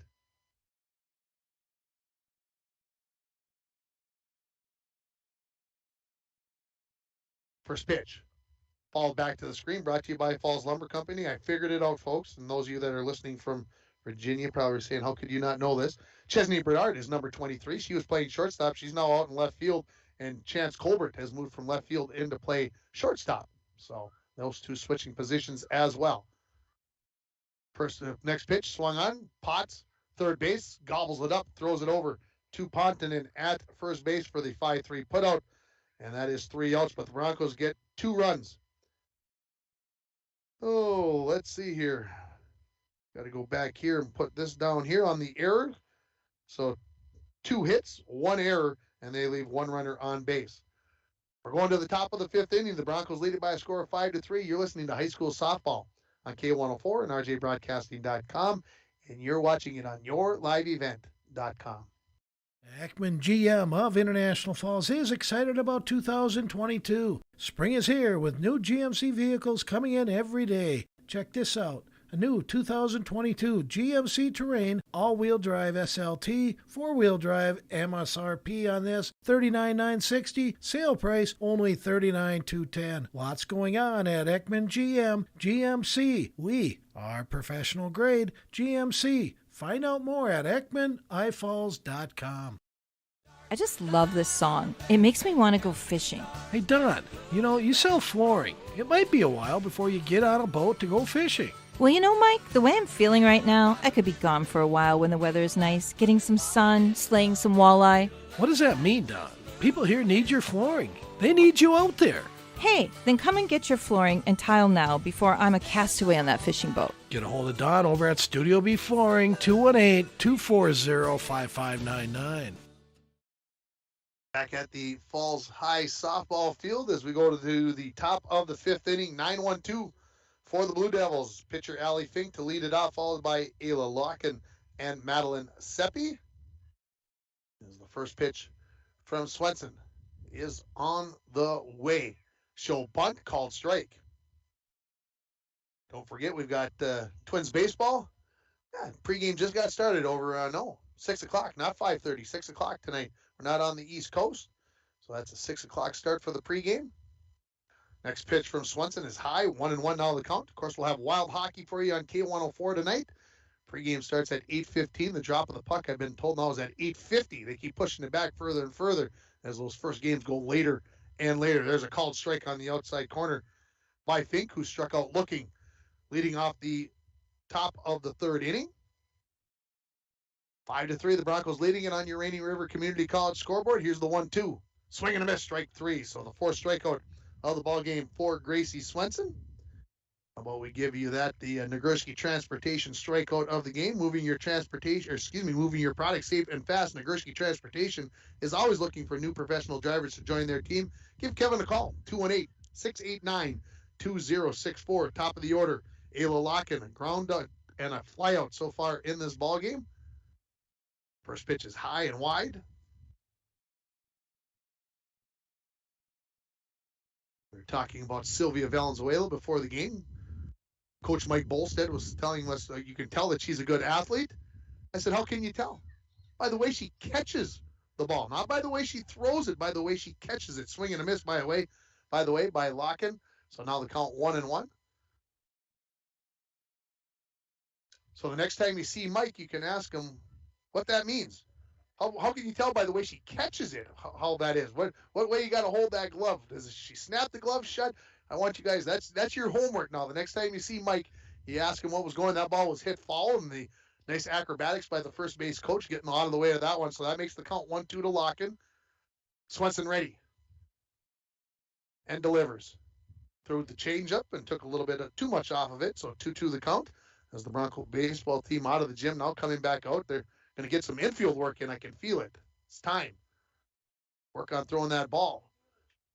The 2-2 bounces in, makes the count full here. What did they do in the gym, Mike? I don't know. Maybe hitting off the tee? So the count full here. 2 Locken with 1 out in the top of the 5th inning. Here comes the payoff pitch. Grounded. Swenson knocks it down on her knees, throws off of her knees, and retires. Locken on the 1-3 putout. She just about flipped that one a little bit high as she tried to compensate being on kneeling down there. Here comes Madeline Seppi. She reached on an error, scored the run back in the first inning for the Blue Devils, and then struck out looking to end the 3rd inning. And the Blue Devils had back-to-back 1-2-3 innings. Here's a bunt, and charging in, Taylor from third base, and she's just going to hang on to that, an infield single. So Seppi got on in the first inning on a bunt similar to that. Valenzuela threw down to first base and overthrew first base, and that got Seppi all the way over to third. And Kale Taylor learning her lessons. Only the second game she's ever played at third base at the varsity level, and she could see that that one was not worth throwing. So an infield hit for Seppi. Here comes Kylie Marolt. She grounded out, and she also reached on an error back in the 4th inning, and then scored later in that inning. First pitch. There's a called strike. Throw down to second base, not in time to get Seppi. So 0-1 the count here. 2 outs in the top of the 5th inning. Broncos lead it 5-3. They got 3 in the first, 2 in the 4th. For the Blue Devils, they got 1 in the first and 2 in the 4th. Here's the ball. Short center field. Nobody's going to get to that one. That will score Seppi easily from second base. Here comes the throw in, and not in time, and it's a 1-run double for the catcher, Kylie Marolt, and the Blue Devils cut the gap to 5-4 here. And here comes Janie Potts, who had a double back in the 1st inning, reached on an error and scored in the 4th inning. So 5-4 now the lead for the Broncos on your Rainy River Community College scoreboard. First pitch. Called strike at the knees. Good spot on the first pitch for Swenson. And advancing to third base is Marolt with no throw. Well, the tying run just 60 feet away. The 0-1. Swing and a miss. Had a pitch that was going up out of the zone. So Swenson working around the strike zone. 0-2 now. Of course, with 2 outs here, you do drop that third strike, got to make sure you got to throw that ball down to first base. Comes the 0-2. Popped up. I think it could be out of play. No, it was just inside the fence.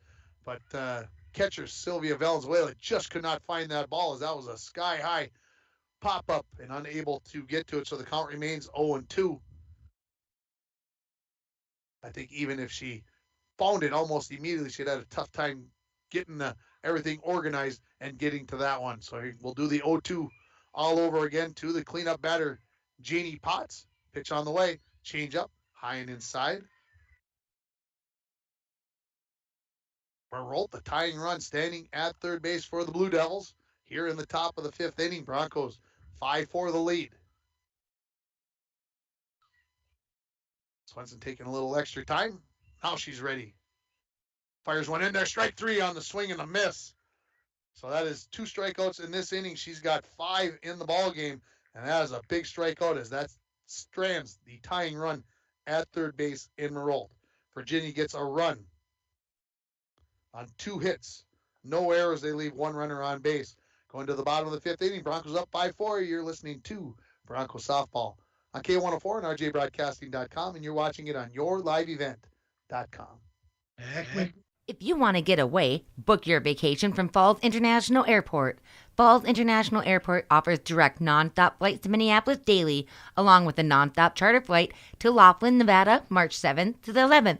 For more information and to book your Laughlin trip, visit internationalfallsairport.com and click on charters. With modern terminal, free parking, free Wi-Fi, shorter lines, easy baggage claim, and more, you'll be happy you booked your flight out of Falls International Airport. Lake of the Woods Foods of Baudette is proud to be sponsoring Bronco Sports. Lake of the Woods Foods invites everyone to Baudette to check out the new look and added additions to our beautiful store. Caribou Coffee with takeout or drive-up service. Our full-service butcher shop with International Falls' very own Paul Dremel cutting your meats to order. Shell Gas with 91 non-oxy gas for snowmobiles and four-wheelers. It's new, it's exciting. Visit the new and improved Lake of the Woods Foods of Baudette. Check out our Facebook page and weekly ad at lakeofthewoodsfoods.com.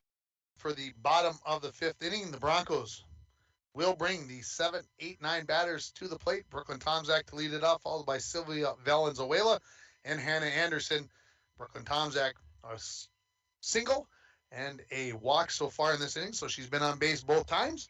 And we'll see if she can get something going here, as Allie Fink out there for her second inning of relief pitching work, as she was started the game in right field. Fink looks like she's ready. Tomczak looks like she's ready. First pitch. Changeup popped up in the infield, and it will be Bernard. Kenzie Bernard at second base. She's been busy. That is the 4th pop-up she's caught in this ball game, and she's also started a couple of groundouts as well. So she's been busy at second base. Here comes Sylvia Valenzuela with 1 out. First pitch, just a bit inside the umpire points. Broncos 3 in the first, 2 in the fourth, looking to add to their 5-4 lead here. In the bottom of 5, swung on. That is over the head of Potts and into left field, and it's a single for the catcher, Sylvia Valenzuela. That will bring Hannah Anderson to the plate. 1 for 2 on the day, a single, and then she has a pop out to the second baseman, Kenzie Bernard. Number 9 spot in the order. First pitch from Fink. Swung on, grounded towards Potts at third base. She backhands it, looks to throw to second, looked to throw to first. No, they say foul ball. Never mind all that. I thought maybe she decided she couldn't throw either spot. It's just a foul ball. So 0-1 the count here on Anderson. Comes the 0-1. Swung on. That's down the third base line as well, but that is also in foul territory, as Hannah Anderson working on her golf swing there. That one was down there on the tee, hitting that one off the deck. So the count 0-2 now to Hannah. Cale Taylor waiting in the on-deck circle. The 0-2. Change up high. Thought Sylvia might be heading down on that pitch, but she hangs on. Stays at first base. 1 out here in the bottom of the 5th. Pitch swung on. This ball is rocketed to left center field, and it's going to be over the head. Sylvia Valenzuela heading for third, and running into second with a stand-up double is Hannah Anderson, and she stays red hot at the plate over the last couple of games. And with one out, the Broncos have two in scoring position with the top of the order in Kale Taylor coming up, in the the outfield playing pretty shallow, I would say, right now. And Hannah just absolutely put that right over the top of their head. And here comes Kale Taylor, 2 for 3 on the day, couple of runs scored. So we'll see if she can add to the Bronco lead here. First pitch, up high. Kale always being aggressive at the plate, so I think if she finds one that's even close, she's going to take a swipe at it. The 1-0. She finds one, pops it up. Catcher, Maralt, going to catch this one. Yes, in foul territory, never took the mask off even to get the second out, and that's a huge out for the Blue Devils, who could maybe get themselves out of trouble here, as the Broncos had runners on second and third and just one out. But here comes Lola Valenzuela, a single and a ground out, and reached on an error. She scored a couple of times already in this game. The first pitch to Lola, bounces in, doesn't get far enough away from the catcher Maralt that anybody can try to advance. It's time for a Bert Blyleven call right here, I think. It's time for a base hit to bring in 2. Put the Broncos up 7-4. We'll see what happens. Called strike. Lola thought about pulling the trigger on that one, and then said, no, I'll get a better one later in this at-bat. So the count even up at 1-1. 2 outs, though, for the Broncos in the bottom of the 5th. Pitch on the way. Off the handle of the bat, pulled foul. Right in front of the third base dugout. So now, Fink ahead in the count, 1-2. Again, bottom of the 5th inning here. Runs here so crucial at this point in the ball game with the Broncos up 5-4. Pitch on the way. A little flare, and coming up with that is going to be the shortstop Colbert to retire Valenzuela for the 3rd out. So the Broncos get a single and a double, but do not score a run in the 5th inning. They leave 2 runners on. We're headed to the 6th inning. The score, International Falls 5, Virginia 4. You're listening to high school softball on K104 and rjbroadcasting.com, and you're watching it on yourliveevent.com. Does the fresh air, bright blue skies, and warmer temperatures have you daydreaming about cruising the lake or hitting the open road to make some great memories? Hi, I'm Tony Palm, lender at TrueStar Federal Credit Union.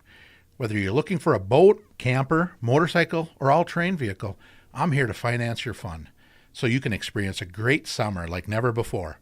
Apply online at TrueStarFCU.com or stop by the credit union to see me in person. TrueStar, where banking is brighter. Federally insured by NCUA. At Packaging Corporation of America, we're proud to sustainably manufacture America's top-selling brand of paper right here at our International Falls Mill.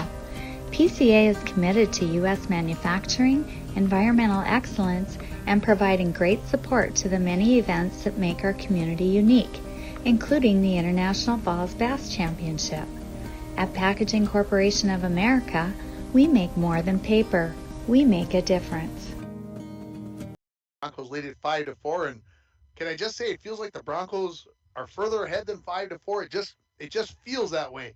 And of course they've got 9 hits in this ball game. That kind of probably adds to it. But the Broncos have left 9 runners on base through 5 innings, and I guess that's maybe why it feels like that the Broncos maybe are ahead by more than 5-4. But Virginia has hung in there. They're going to bring 5, 6, 7 in the batting order up. Chesney Bernard, Emily Pontonen, and Chance Colbert will bat for the Blue Devils in this top of the 6th inning.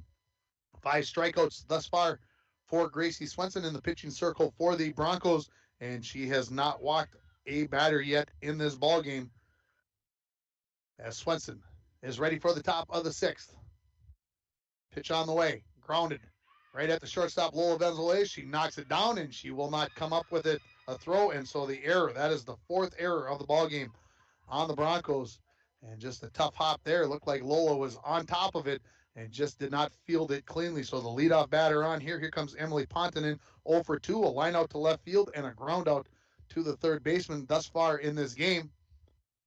Virginia's been very aggressive with that runner at first base, stealing on the first pitch. Let's see if that continues. And they do. Throw down by Sylvia. Just not in time. That was pretty close. But the stolen base for Chesney Bernard. And it was a called strike on Pontonen. So the tying run at second base for the Blue Devils. Long look here down at Coach Bob Cohn in the third base coach's dugout. And here comes, or third base coach's box, excuse me. And here comes Jeff Carey, the coach for the Broncos. He is talking to the home plate umpire. And of course, I would love to be standing over there and hear what that discussion was. And now the umpires are going to get together and discuss. And I think they're wondering if Bernard left early from first base. And so the umpires are going to gather. And it kind of looked like the home plate umpire kind of pointed at first base.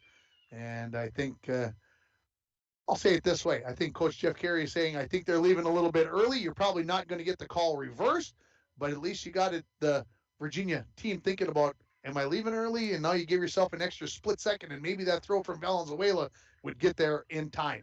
So here's the 0-1 pitch to Pontonen. Popped up and off the top of the dugout. So 0-2 now. As Swenson works ahead of Pontonen. Last night I saw a ball hit the exact top of the pole on the backstop. Right? That's an impossible cue shot. You can't do that. There's no way that it should work out that way. Here comes the 0-2. Swing and a miss at the, no, are they saying got a piece of it? So hanging in there. I didn't think she got a tick on that, but she did. That ball was up in the zone. So probably maybe fortunate that she got a piece of that as the runner stays in place, and that ball rolled far enough away that maybe Pontonen could have advanced. Here's a ball. In foul territory, Cale Taylor will come up with the catch on the run right in front of the third base dugout, and that retires Pontonen for the first out. Here comes Chance Colbert playing shortstop right now. She grounded out in the second inning and had a single and an RBI back in the fourth for the Blue Devils. 5-4 on your Rainy River Community College scoreboard. The Broncos leading it. First pitch to Colbert. It's just outside. Wind has died down here at the Falls High softball field, just like it's supposed to do in the evenings. You can feel that warm sun on my back. Pitch high, so now behind in the count 2-0 is Gracie to Chance Colbert. Tying run standing on second base in Chesney Bernard. Interestingly enough, Virginia's been trying to steal second base lots. They haven't tried to steal third base yet. There's a called strike. And I've been waiting to see if Coach Bob Cohn changes what he's thinking and seeing if he wants to test that arm of Sylvia Valenzuela going down to third base. Here comes the 2-1. Swing and a miss. Makes the count 2-2. Not that I want Chesney Bernard to be standing on third base. Just, thought maybe. See how it all goes. Here comes the 2-2 to Colbert. Popped up out of play, brought to you by Falls Lumber Company, 201 4th Street.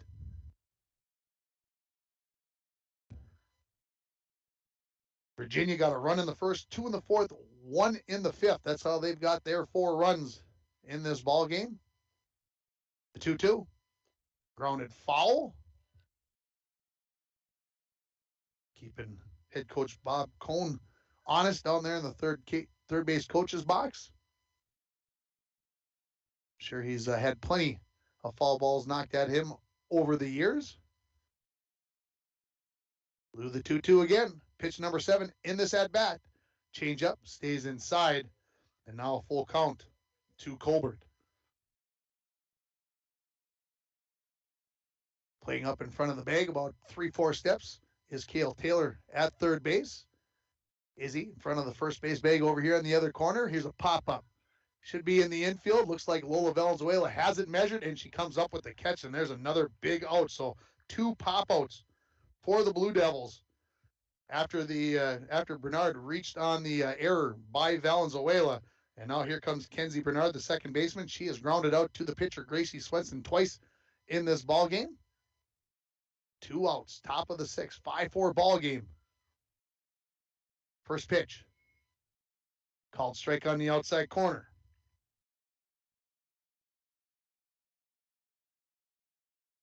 Broncos will take it out any way they can get one right here and get themselves back to the plate. See if they can add to this 5-4 lead. Swung on. This is into right field. That is a single. Bowles fields it there. She throws in, but coming home to tie the ball game is going to be Chesney Bernard in the RBI single for Kenzie Bernard. And we are tied at 5. So she took that pitch the other way, put it right over the top of Hannah Anderson's head at second base. And here comes Allie Fink. Struck out twice in this ball game, once looking and once swinging. Number 9 batter in the order. First pitch. Swung on, fouled back to the screen, brought to you by Falls Lumber Company. And as advertised before, stealing on the first pitch was Kenzie Bernard. And she'll have to hustle back to first base with the count 0-1. So we'll see if they stay aggressive and keep that runner getting down into scoring position. That was a key to getting that run home on the previous hit. Called strike, and going down without a throw will be Bernard. So the runner in scoring position, but 0-2 now the count to Allie Fink. But we're tied at 5 as Virginia scores for the 3rd consecutive inning. The 0-2. Fall back to the screen, brought to you by Falls Lumber Company, 2014 4th Street.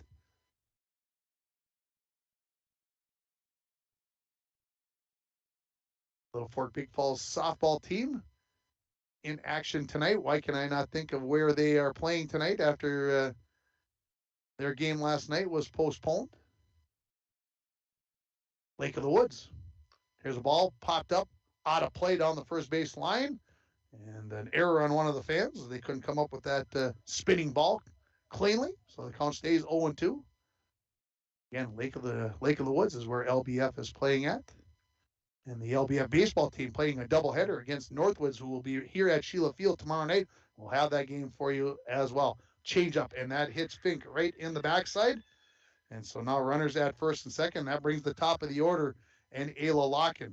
Locken, 0 for 3 in the ball game. She popped out into foul territory and then grounded out twice to Gracie Swenson.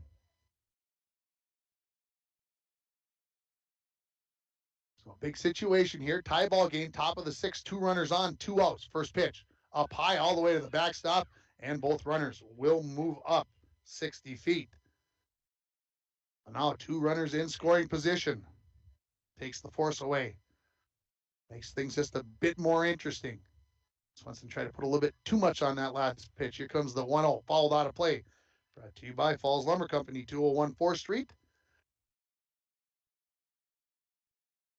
Even I'm a little tensed up here. Big situation here, folks. This is a 5-5 ball game, top of the 6th, 2 on, 2 out. The 1-1. Ground ball, foul. No. Foul, yeah. Touched foul, finally. Sylvia Valenzuela waited plenty long for that. I thought maybe she was waiting for it to roll foul along the third base line, and she touches it. So Locken hustles all the way back to the batter's box. And we'll have the 1-2 pitch here from Swenson to Locken. Down low, this one's going to get away, and that is going to allow the go-ahead run to score in Kenzie Bernard. It is 6-5 in favor of the Blue Devils, and that pitch just hit the dirt right in front of Sylvia Valenzuela, and as she tried to scoop it up, it came out of her glove, and she sent it about halfway down the third base line, so it was an easy score for Bernard, and so now Virginia leads it 6-5. The 2-2, swing and a miss, strike 3. So Gracie gets her 6th strikeout of the game, but a pitch too late as Virginia takes the lead as they score 2 runs on 1 hit. 1 error on the Broncos, and Virginia will leave 1 runner on base. Virginia takes the lead 6-5. You're listening to Broncos Softball on K104 and RJBroadcasting.com, and you're watching it on YourLiveEvent.com. And we're back with breaking news. The new Coke Zero Sugar might be the best Coke ever. That's right, Jim. With an improved taste and 0 calories, make sure... Jim. Ooh, yes, this tastes like the best Coke ever to me. We're on the air. I need to try it first. With zero sugar and now even more delicious, it's the new Coca-Cola Zero Sugar, the best Coke ever. Find out for yourself.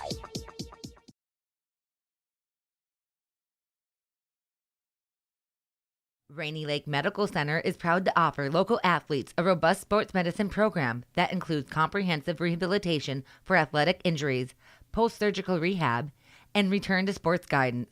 Rainy Lake Medical Center's Advanced Concussion Management Program offers additional protection and peace of mind to athletes and parents. For more information, call Rainy Lake Medical Center Therapy and Wellness Department at 283-5420. Good luck, athletes, on a successful year from Rainy Lake Medical Center.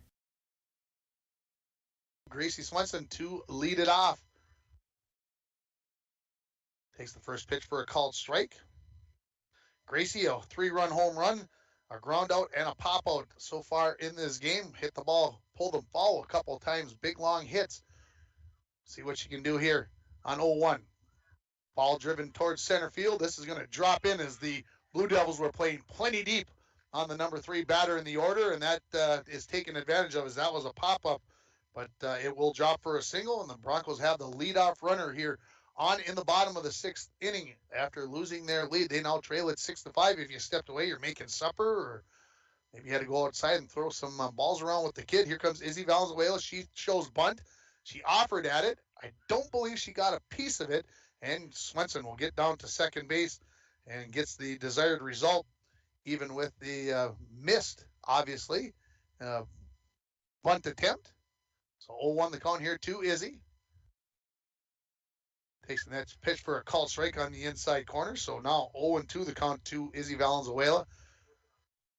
Broncos 3 in the first, 2 in the fourth for their 5 runs. Looking to get back into this as they trail 6-5.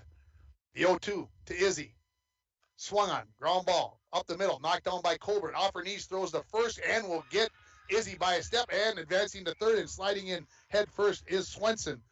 So she moves up 60 feet, but a nice play by Chance Colbert to retire Valenzuela on the 6-3 putout as she threw from her knees across the diamond and gets Valenzuela by a step. Here comes Haven Pellin, a pop-out, a strikeout, and another pop-out so far for Haven in this ball game. 1 out, tying run standing on third base. Think, first pitch to Pellin. This is driven to left field, and this is over the head of the left fielder, Chesney Bernard, and this is going to be an RBI double for Haven Pellin, and she has tied this softball game at 6. Takes the first pitch and drove it over the head of the left fielder, Chesney Bernard, and here comes Gracie Bowles, 0 for 3 on the day, a pop-out and a couple of ground-outs so far for the senior. First pitch from Fink. This is grounded towards Potts at third base. Looks the runner back, Pellin to second base, and throws over to Pontonen to retire Bowles on 1 pitch for the second out. And so here comes Brooklyn Tomczak. A single, a walk, and a pop-out to the second baseman, Kenzie Bernard.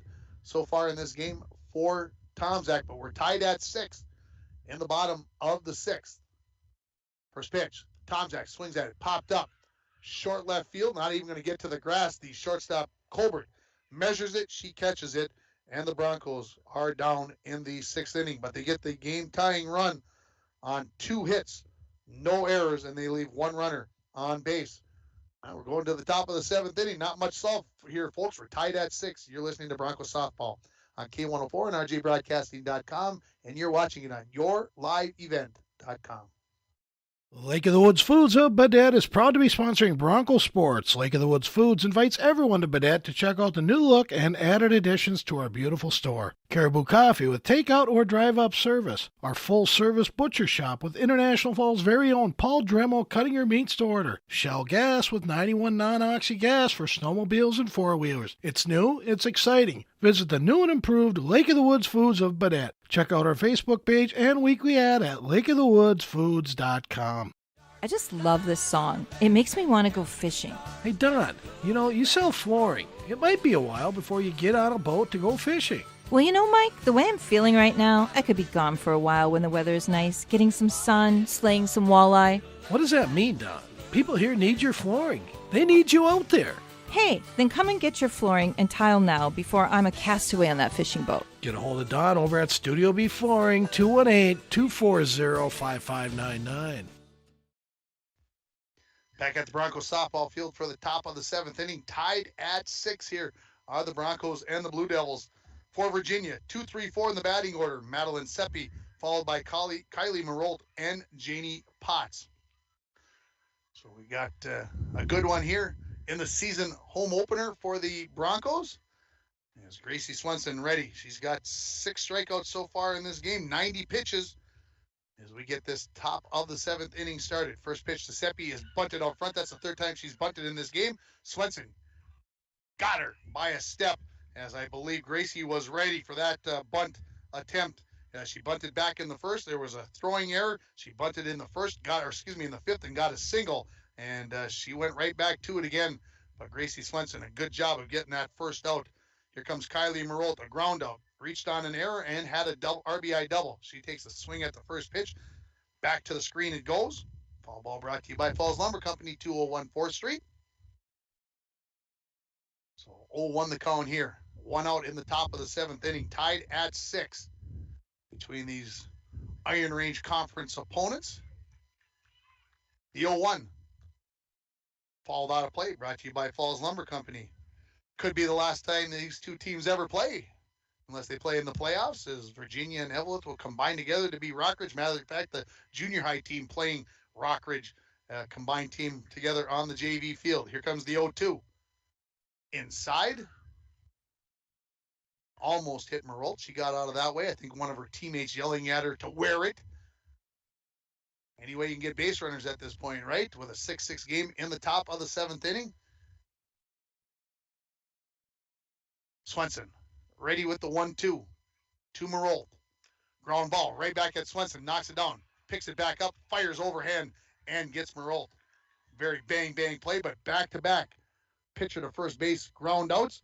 And that's going to bring Janie Potts. She's got a double, reached on an error, and struck out so far in this game. So now 2 down in the top of the 7th inning. If you're wondering, for the Broncos, 8-9-1 coming up in the bottom of the 7th inning. As Potts takes a little extra time, the third baseman getting into the right-hand batter's box. She's ready now. So is Gracie. First pitch. I think she hit her leg on the way by. So it bounces in. 1-0 the count. Again, Twins baseball. Pre-game just getting started over on KGHS. Go to that one after this one is over. And then, of course, tonight, 8:15, Game 5 from the XL Energy Center as the Wild taking on the St. Louis Blues. The 1-0. High and wide, so 2-0. Gracie looking like she's trying to put maybe a little extra on that pitch to Janie Potts. Nobody on here, 2 outs in the top of the 7th inning. Hope you're enjoying this gorgeous Tuesday evening. Happy to have you along here and bringing you this great game between Virginia and the Broncos. That pitch is low, and now 3-0. The count to Potts. Again, find any way to get a base runner on here in the 7th inning. Broncos, by my count, have the rest of the week off. 4-4 record on the season. Be great to get above 500, especially beating Virginia in any sport is a good thing, right? Bronco fans. Here comes the 3-0 from Gracie. Way high, and it's a 4-pitch walk. That'll bring Chesney Bernard to the plate. A strikeout, a pop-out, and reached on an error and scored a run back in the 6th inning. Her run tied it. Her sister, I'm assuming sister, I should have asked, Kenzie Bernard. She got the go-ahead run at the time. Now we're going to get a courtesy runner here for, a pinch runner for the third baseman, J.D. Potts. And can't see the number with the ponytail in the way. So we'll have to wait till she takes off here and see if she's running on the first pitch like Virginia has been doing in this game. First pitch. She is going popped up. I think Taylor will have a chance at it, and she comes up with the catch, and it was number 12, Ellie Tezik. That was the pinch runner, but it is a pop-out to Kale Taylor in foul territory for the 3rd out. The Broncos will have the chance to win it in walk-off fashion here in the bottom of the 7th inning. We're tied at 6. You're listening to Broncos Softball on K104 and RJBroadcasting.com, and you are watching it on YourLiveEvent.com. Ackman GM of International Falls is excited about 2022. Spring is here with new GMC vehicles coming in every day. Check this out. a new 2022 GMC Terrain all-wheel drive SLT, four-wheel drive. MSRP on this $39,960. Sale price only $39,210. Lots going on at Ekman GMC. We are professional grade GMC. Find out more at EkmanIFalls.com. If you want to get away, book your vacation from Falls International Airport. Falls International Airport offers direct nonstop flights to Minneapolis daily, along with a nonstop charter flight to Laughlin, Nevada, March 7th to the 11th. For more information and to book your Laughlin trip, visit internationalfallsairport.com and click on charters. With modern terminal, free parking, free Wi-Fi, shorter lines, easy baggage claim, and more, you'll be happy you booked your flight out of Falls International Airport. Bottom of the seventh inning for the Broncos here. It is Sylvia Valenzuela, Hannah Anderson, and Kale Taylor. Sylvia takes the first pitch for a ball. Sylvia is 1 for 2 on the day with a walk. That single coming back in the fifth inning. The 1-0. Up high, 2-0. Fink in her fourth inning of relief of the starting pitcher, Locken. And she's got no strikeouts, no walks so far. Swung on and fouled back off the catcher's equipment and then the umpire, so it makes the count 2-1 to Sylvia Valenzuela. Again, we're tied at 6 on your Rainy River Community College scoreboard. Start your voyage at RRCC. Your future awaits you right here in your own backyard. 285-7722. The 2-1 to Sylvia. Ground ball, that is a foul ball. As it hit the dirt right out in front of the plate and then spun in and hit the foot of Sylvia, so foul ball, so it makes the count 2-2. Fink, take a little extra time. Now she's ready. Popped up. Will it be playable? No, it is behind the third base dugout. Potts wasn't going over there convincing me that she had a chance to catch that ball, and she was correct, as it was, again, behind the dugout, so we'll do the 2-2 all over again. Again, it's the bottom of the seventh inning, tied at 6. 2-2. Bounced in, so now a full count. So now if I'm any judge of Valenzuela's sister hitters, I think Sylvie's up there. She's looking to be aggressive here with this 3-2. If there's something in the strike zone, she's going to take a swipe at it. Here's the pitch. And she took a called strike 3. See, I put the jinx on her. So she took that pitch on the inside corner, hoping that it was going to get called for a ball. And here comes Hannah Anderson, 2 for 3 on the day, a single, a double, and a pop out to the second baseman, Kenzie Bernard. So that is the first strikeout in 3 1/3 innings for Fink. Here's a pop-up in the infield. And it looks like Colbert, the shortstop, is going to take over. She'll catch it right about where the pitching rubber is at. I thought maybe she might hit that hole. That could have been an interesting play, but that is the second out. And now the top of the order, and Kale Taylor, 2 for 4 on the day. Couple of singles, couple of runs scored for Kale. 2 outs here now in the bottom of the seventh inning. First pitch. A little bit inside. So the Broncos, if they're going to win this ball game in regulation innings here, going to have to get it started here with Kale Taylor, the leadoff batter in the order for the Broncos. The 1-0. Low. And that last inning, that walk by Gracie Swenson, that was the first walk she'd given up today. So good job of pitching again by Gracie Swenson. Here's the 2-0. Ball, short left field, and just off of the tip of the glove of Colbert as she went back from her shortstop position. We'll give that a single as Kale Taylor comes up with her third hit of the day, and that's going to bring Lola Valenzuela to the plate. She is 1 for 4 on the day, a couple of runs scored, and a runner on, the winning run on first base here. So now does Coach Jeff Carey decide, I want to get my runner at first base into scoring position? I suspect that's going to be the case here. First pitch on the way, up high, going is Taylor. Here comes the throw down, and it is not in time.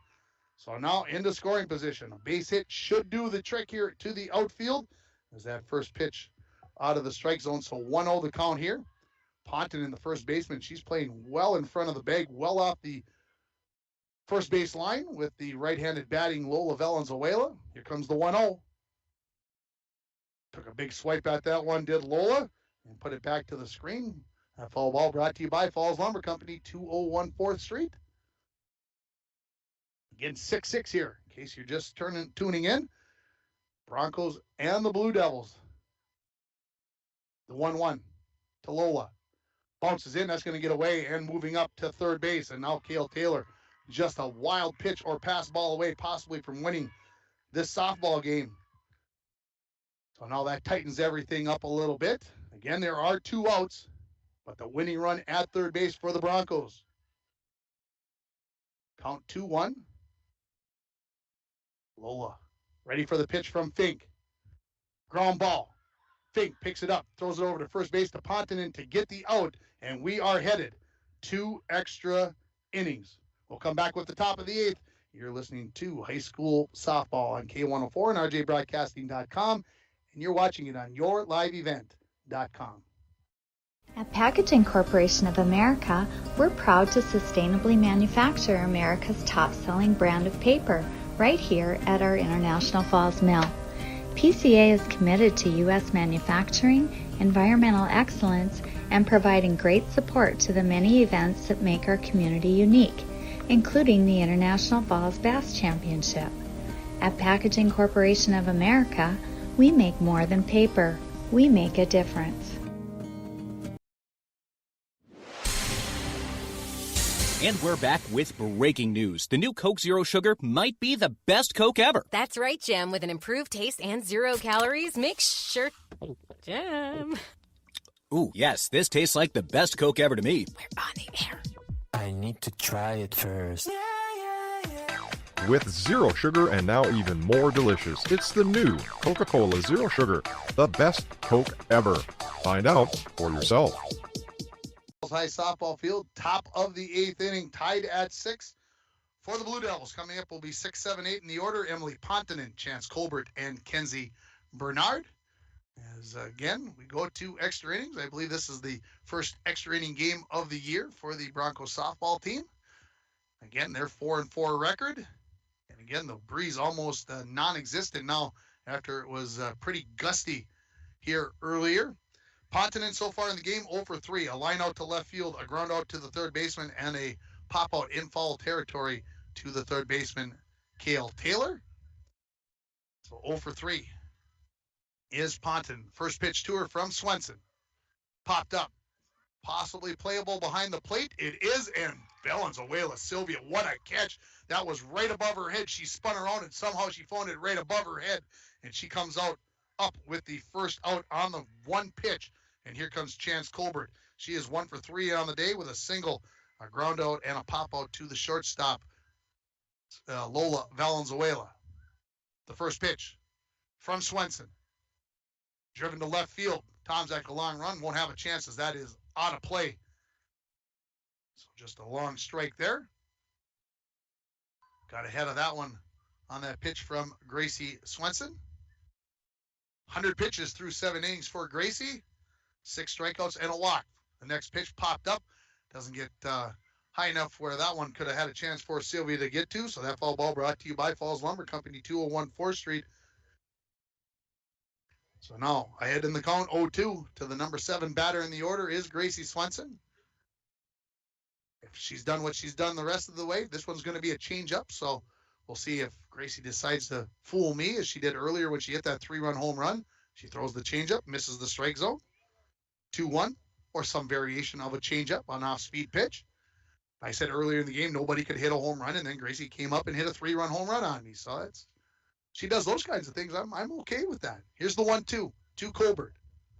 Called strike 3 on the outside corner. So strikeout number 7 and her first since the 5th inning, and now there are 2 outs, and that will bring Kenzie Bernard to the plate.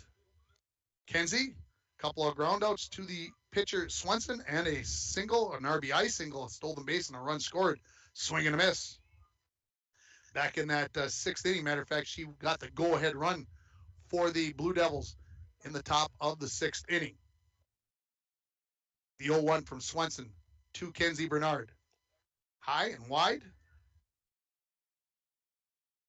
For the Broncos coming up in the bottom of the inning, Swenson, Izzy Valenzuela, and Pelland get a chance to bat in the bottom of the 8th inning.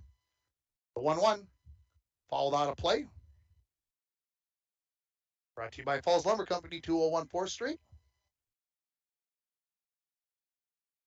1-2 the count. Back right here at this facility tomorrow for Bronco baseball. Pregame starts at 4:10 as the Broncos take on the Northwoods Grizzlies. The 1-2. High, wide, 2-2. We'll have Bronco baseball on Thursday. We'll have Bronco baseball on Friday as well. So busy week here on K104, rjbroadcasting.com. We'll have 3 of those games for you on your live event if you're watching us online. The 2-2. Ball popped up in the infield, and Lola Valenzuela made an attempt at that right by second base, but could not come up with it. It's an infield single for Kenzie Bernard, and that keeps the inning going. Here comes Allie Fink. A couple of strikeouts, and it was hit by a pitch back in the 6th inning. And she comes to the plate 0 for 2 officially on the day, but the go-ahead run on base for Virginia. We'll see if Bernard is stealing. Things would say that she is, and here comes the throw down, and it's a little bit off target, and the stolen base, runner in scoring position for the Blue Devils here with 2 outs in the top of the 8th inning, tied at 6 on your Rainy River Community College scoreboard. If this game ever ends, we'll have the Manco Trucking post-game show where we'll name our North Star Electric Energy Star Player of the Game. Pitch on the way. This ball's driven up the middle. It is into center field. It is a base hit. And here comes the throw to third base, and that runner is going to be safe. And Dwayne wants to know how that possibly can be, as we're standing almost 200 feet away. I thought she was out as well. So it's a single for the number 9 hitter. And now runners at the corners as the top of the order, and Ayla Locken comes to the plate. Locken is 0 for 4 on the day. And I would suspect Fink going on this first pitch to get into scoring position as well. First pitch on the way. Ground ball right back to Swenson. One big hop. She jogs over towards first base, underhands it to Izzy at first base to retire Locken on the 1-3 putout. And that is out number 3. Virginia threatens. They leave 2 runners on base in the top of the 8th. The Broncos a chance to win it in the bottom. Come on back for it. You're listening to Bronco Softball on K104 and rjbroadcasting.com, and you're watching it on yourliveevent.com. From all of us, Rainy Lake Medical Center is proud to offer local athletes a robust sports medicine program that includes comprehensive rehabilitation for athletic injuries, post-surgical rehab, and return to sports guidance. Rainy Lake Medical Center's Advanced Concussion Management Program offers additional protection and peace of mind to athletes and parents. For more information, call Rainy Lake Medical Center Therapy and Wellness Department at 283-5420. Good luck, athletes, on a successful year from Rainy Lake Medical Center. Lake of the Woods Foods of Baudette is proud to be sponsoring Bronco Sports. Lake of the Woods Foods invites everyone to Baudette to check out the new look and added additions to our beautiful store. Caribou Coffee with takeout or drive-up service. Our full-service butcher shop with International Falls' very own Paul Dremel cutting your meats to order. Shell Gas with 91 non-oxy gas for snowmobiles and four-wheelers. It's new, it's exciting. Visit the new and improved Lake of the Woods Foods of Baudette. Check out our Facebook page and weekly ad at lakeofthewoodsfoods.com. For the Broncos, Gracie Swenson to lead it off, followed by Izzy Valenzuela and Haven Pellin. 5th inning of relief for Allie Fink. Anna Fink is an old player. First pitch is a ball. As Swenson steps back in, she's 2 for 4 on the game with that home run in the 1st and a single in the 6th. Couple of runs scored. Up high, 2-0 now the count. Again, Fink came in relief of Locke, and she's thrown 52 pitches through 4 innings. 1 strikeout, no walks, and that's, if you're a coach, that's what you like to see, no walks. Here's a swing and a miss. Took a little bit off that pitch, and Swenson swung over the top of that one, and now the count 2-1. She knew she was going to get something nice on 2-0, and she took a big swipe at it, trying to end that game on 1 swing. Fink ready with the 2-1. It's on the way. Popped up. About second base area, Colbert, the shortstop, takes control of the infield. She comes up with the out for the first out. Here comes Izzy Valenzuela. Couple of walks, then a double, and then a ground out. So 1 for 2 on the day is Izzy Valenzuela. And you maybe try to swing a little bit too hard. You get that little loop in the bat and get those pop-ups. First pitch to Izzy. Popped up out of play, brought to you by Falls Lumber Company. If we go to the ninth inning, 2-3-4 coming up for the Virginia Blue Devils. They've done pretty well for themselves at the top of the order. Have 2-3-4 for the Blue Devils. Here comes the 0-1. Driven to left field. One step in, now another step in, and measured that very nicely was Chesney Bernard for the line out. For the second out, here comes Haven Pellin. She came up with an RBI double in the sixth inning, a very crucial RBI there because that tied the game at 6 is where we sit at right now here in the bottom of the 8th inning on your Rainy River Community College scoreboard. Other than that, Pellin a flyout, a strikeout, and a pop out. First pitch to Pellin. Called strike right down the middle of the plate. We're going to have Bronco bass fishing on Sunday from Pelican Lake. The weigh-in to start right around 6 p.m. The bay in Orr is wide open, so they're hopeful they'll get to be able to fish. Here's a pop-up in the infield. Looks like Potts, the third baseman, has it measured, and she does. And the Broncos go 1-2-3 in the bottom of the 8th inning. We're headed for the 9th inning, tied at 6. You're listening to Broncos Softball on K104, rjbroadcasting.com, and yourliveevent.com. I just love this song. It makes me want to go fishing. Hey, Don, you sell flooring. It might be a while before you get on a boat to go fishing. Well, Mike, the way I'm feeling right now, I could be gone for a while when the weather is nice, getting some sun, slaying some walleye. What does that mean, Don? People here need your flooring. They need you out there. Hey, then come and get your flooring and tile now before I'm a castaway on that fishing boat. Get a hold of Don over at Studio B Flooring, 218-240-5599. At Packaging Corporation of America, we're proud to sustainably manufacture America's top-selling brand of paper right here at our International Falls Mill. PCA is committed to U.S. manufacturing, environmental excellence, and providing great support to the many events that make our community unique, including the International Falls Bass Championship. At Packaging Corporation of America, we make more than paper. We make a difference. Enjoy this evening as we go to the 9th inning. Just enjoy. Get yourself a hot dog and beverage. No hot dogs available here, folks. I love these kids. I think it's great. We're doing soft. I can't miss the opening face-off of the Wild. 8:50. 8:50 is the opening face-off. We got a lot of time, and we got to be off the air so that the pregame could start at 8:15. 2-3-4 coming up for the Blue Devils. Madeline Seppi followed by Kylie Marolt and Janie Potts as we go to the top of the 9th inning.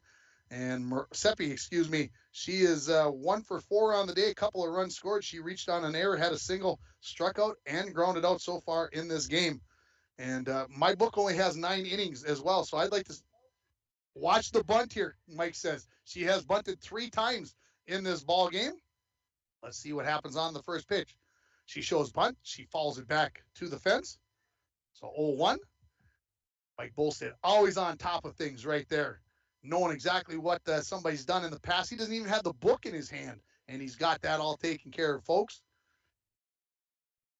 So Seppi looks down, long look down at Coach Cohn in the third base coach's box. Here comes the 0-1. No bunt, and this is followed back to the fence as well. So 0-2 now the count to Seppi. 113 pitches for Swenson. Again, I know that doesn't make a big difference in softball, but think about what she pitched yesterday when she pitched 7 full innings.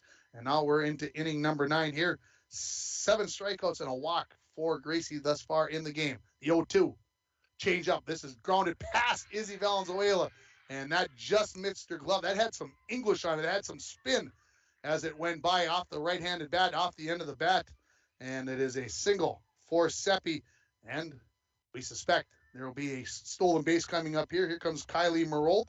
She is 1 for 4 on the day with a run scored and a RBI double as well. Swenson showing bunt is Marolt already and pulls the bat back. It's a called strike to throw it down, not in time, and into scoring position with nobody out is Seppi. So Virginia staying true. Runner on first base, first pitch going. Stealing second base. They've done it successfully here a number of times in this ball game. The 0-1. Driven to left field. That is going to be a gap and that will score the runner. Seppi coming in towards second base, and she will be in there standing up Ismarolt with her second RBI double of the ball game, and Virginia leads this game by a score of 7-6. Here comes Janie Potts to the plate. She is 1 for 3 on the day. Run scored, also has a walk. A runner in scoring position again in Marolt with nobody out in the top of the 9th inning. First pitch, driven to center field. That will get down for a hit. Marolt will score from second base, and Potts, there's a late throw by Lola Valenzuela, not advised. There was no way they were going to get the out there, and that allows Potts to advance to second base. And so a bad choice there by Lola Valenzuela. And it's now 8-6 with nobody out in the top of the 9th inning. Here comes Chesney Bernard. A strikeout, a pop-out, reached on an error and popped out so far in this game. So 0 for 4 officially for Chesney Bernard. Swing and a miss at the first pitch. So the Broncos now trailing by 2 runs here. That's the biggest deficit they've had in this ball game as they score 8-6 in favor of the Blue Devils. Comes the 0-1 from Gracie to Chesney Bernard. Ground ball. Lola at short picks it up, throws over to Izzy to get the runner at first base, and then advancing to third base is going to be Potts. So that is the first out of the top of the 9th. Here comes Emily Pontonen, who is 0 for 4 in the ball game. But Virginia has done the damage here. They've got 2 runs across, and a third one at third base could possibly give them an even bigger lead here in the top of the 9th. Showing bunt, gets it down, and that is going to be touched foul by Sylvia Valenzuela, the catcher. I thought it hit her in the foot right off of the bunt.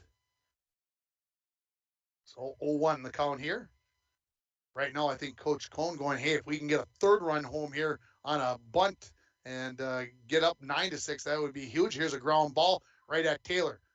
Throws it to first, and missing it is Izzy Valenzuela. The run will come home and score.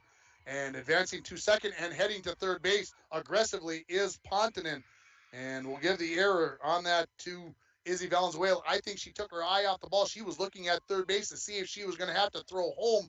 And I heard the dugout and a lot of people saying that the runner in Potts was heading home. And I think she took her eye off of it. And now it's 9-6 in favor of Virginia. Again, a runner at third base and just 1 out. Here comes Chance Colbert to the plate.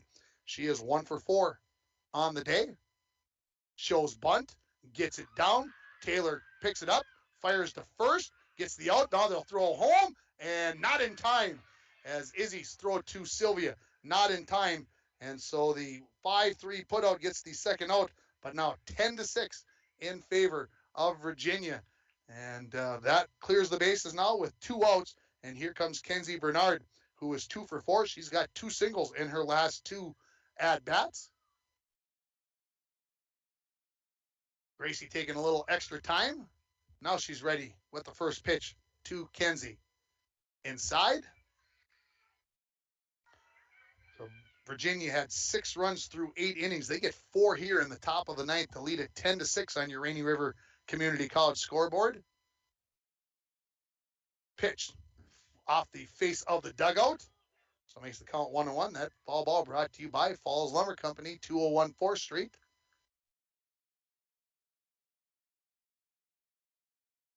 So 1-1 here, the count to the number 8 batter in the order. Gracie ready with the 1-1. Low. Gets the back screen, but with nobody on, no harm, no foul. So 2-1 the count here now. Allie Fink, number 9 batter in the order, waiting for her opportunity. If Kenzie Bernard can keep this inning going, the 2-1. Swing and a miss. So Gracie now looking for her 8th strikeout of the game. She can get a swing and a miss here. The 2-2. Up high. Looking back, full counts. Just the 3rd one of this ball game for Gracie. So she has been in the zone, and the Virginia hitters have been up there swinging. The 3-2. Called strike 3 for the 8th strikeout of the ball game, but Virginia is going to get 4 runs on 1, 2, 3 hits. 1 error by the Broncos. They leave nobody on base. Going to the bottom of the 9th inning, the Broncos are going to need 4 to keep this one going. They trail it 10-6. You're listening to high school softball on K104 and RJBroadcasting.com, and you're watching it on yourliveevent.com. A message from CAPE, Couchiching Area Prevention and Education. The 2021 International Falls Positive Community Norm Student Survey found that most students agree that vaping or using e-cigarettes is never a good thing for anyone in their age range to do, and many students disapprove of their friends vaping or using e-cigarettes. CAPE is working together to empower the communities within Couchiching County to reduce alcohol and other drug use among youth and young adults. Together, we are strong. This ad has been funded by MNDHS BHD. Ekman GM of International Falls is excited about 2022. Spring is here with new GMC vehicles coming in every day. Check this out. A new 2022 GMC Terrain all-wheel drive SLT, four-wheel drive, MSRP on this $39,960, sale price only $39,210. Lots going on at Ekman GM, GMC. We are professional grade GMC. Find out more at EkmanIFalls.com. In the 9th inning, leading it off is Gracie Bowles. She takes the first pitch for a ball, followed by Brooklyn Tomczak, Sylvia Valenzuela. And, of course, the Broncos down 10-6. Got to have 4 runs here at least to keep this one going. Swung on, popped up. That is going to hit the glove of the pitcher, and she's going to catch that at her shoelaces. Allie Fink, wow. I didn't think she was going to be able to come up with that one, and she does for the first out of the bottom of the 9th inning. Here comes Brooklyn Tomczak. 1 for 3 on the day with a walk. She's got a couple of pop-outs to the infielders. Fink takes a little extra time catching her breath after that nice catch. First pitch is just a titch high. Fink again was playing in right field going back. She took a digger over here in the wet slop in right field earlier, but looks like everything's cleaned up pretty well since then. Here's a called strike. Nothing wrong with taking a called strike here when you're down 4 runs in the bottom of the 9th inning. Fink looks in the dugout, gets the pitch call, looks at the wristband. Now she's ready here with the 1-1. Ground ball. Colbert at shortstop bobbles it. Tomczak going to be still thrown out by a half a step at first base. So the 6-3 put out for the second out, and the Broncos are down to their final out. It will be Sylvia Valenzuela, who is 1 for 3 on the day. Also a walk so far in this game for the catcher. So 2 down here now. Broncos down by 4. Swung on right out in front, the swinging bunt, and the umpire says no, that hit off the leg of Sylvia, so we'll just call it a foul ball. So 0-1 the count here to Sylvia. Broncos led for a majority of this game, but Virginia tied it, or went ahead in the 6th. The Broncos tied it, and then got 4 runs in the top of the 9th to lead it by a score of 10-6. Next pitch is high to Sylvia, so 1-1 the count. Never noticed Fink taking so much time looking into the dugout for that pitch call. The 1-1. High. 60 pitches in relief through 5 innings for Fink. It was 60 pitches in just 3+ innings for Locken. Here's the 2-1. Swing and a miss. That one that was maybe up out of the strike zone. Would have been close, 2-2 the count.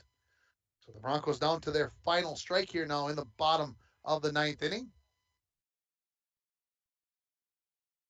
Here comes the 2-2. Called strike 3. Sylvia tried that the last time in her at-bats and did not work. And the Broncos go down 1-2-3 in the bottom of the 9th inning. Final score, Virginia 10, International Falls 6. We'll take a break. We'll come back with the Manco Trucking Postgame Show. You're listening to Bronco Softball on K104 and online at rjbroadcasting.com, and you're watching it on yourliveevent.com. Both. I just love this song. It makes me want to go fishing. Hey, Don, you sell flooring. It might be a while before you get on a boat to go fishing. Well, you know, Mike, the way I'm feeling right now, I could be gone for a while when the weather is nice, getting some sun, slaying some walleye. What does that mean, Don? People here need your flooring. They need you out there.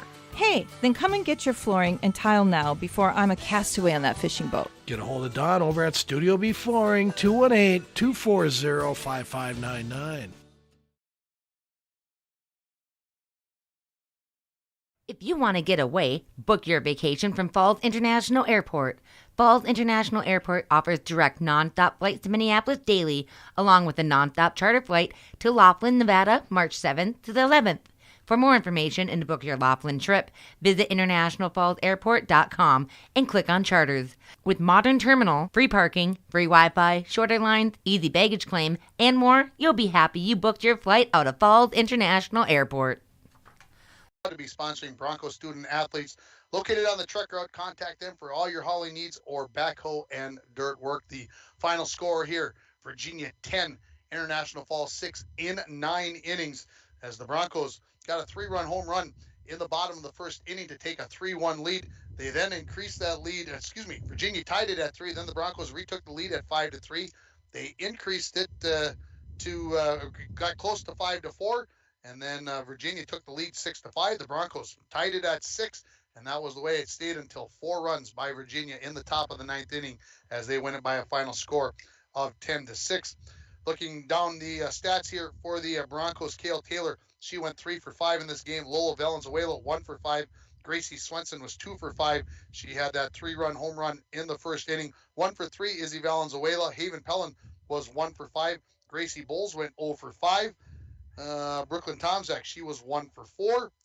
Sylvia Valenzuela was 1 for 4. And Hannah Anderson, she was 2 for 4 in the number 9 spot. For Gracie Swenson pitching in this ballgame, she throws all 9 innings. She will strike out 8 and walk just 1 in this ballgame. But give Virginia credit. After 5 innings, they had just 4 hits, but they got 6 hits over the last 5 innings of that ballgame to win it by a final score of 10-6. Again, Virginia, 10 runs on 10 hits. They had just 1 error in the game. They left 7 runners on base. For the Broncos, 6 runs. They had 12 hits. They out-hit Virginia, but they also had 5 errors, and that could be the difference in this ball game. I believe the difference in the errors is 5-1, and the Broncos left 11 runners on base. So the Broncos had their chances, just did not capitalize in where they played a nearly error-free game last night in Ely with just 1 error. 5 errors in this ball game were could have been the difference in this ball game. It's time to name our North Star Electric Energy Star Player of the Game. The power of human connections can be seen on and off the field, and the same is true with North Star Electric. Congratulations to Gracie Swenson, this game's Energy Star Player of the Game from North Star Electric. Again, she hit that 3-run home run in the first inning and also pitched all 9 innings in this game. The Broncos dropped to 4-5 on the season, and I believe, if I've seen my schedule correctly, they have the rest of this week off. That's going to wrap it up here from the Falls High softball field. The Broncos lose by a final score of 10-6 in 9 innings. We'll talk to you tomorrow as we'll have Bronco baseball on the air for you at about 4:10 as the Bronco baseball team takes on Northwoods. Good night from everybody here at K104 and KGHS. You've been listening to Bronco Softball. Thank you for listening to Bronco Softball on K104.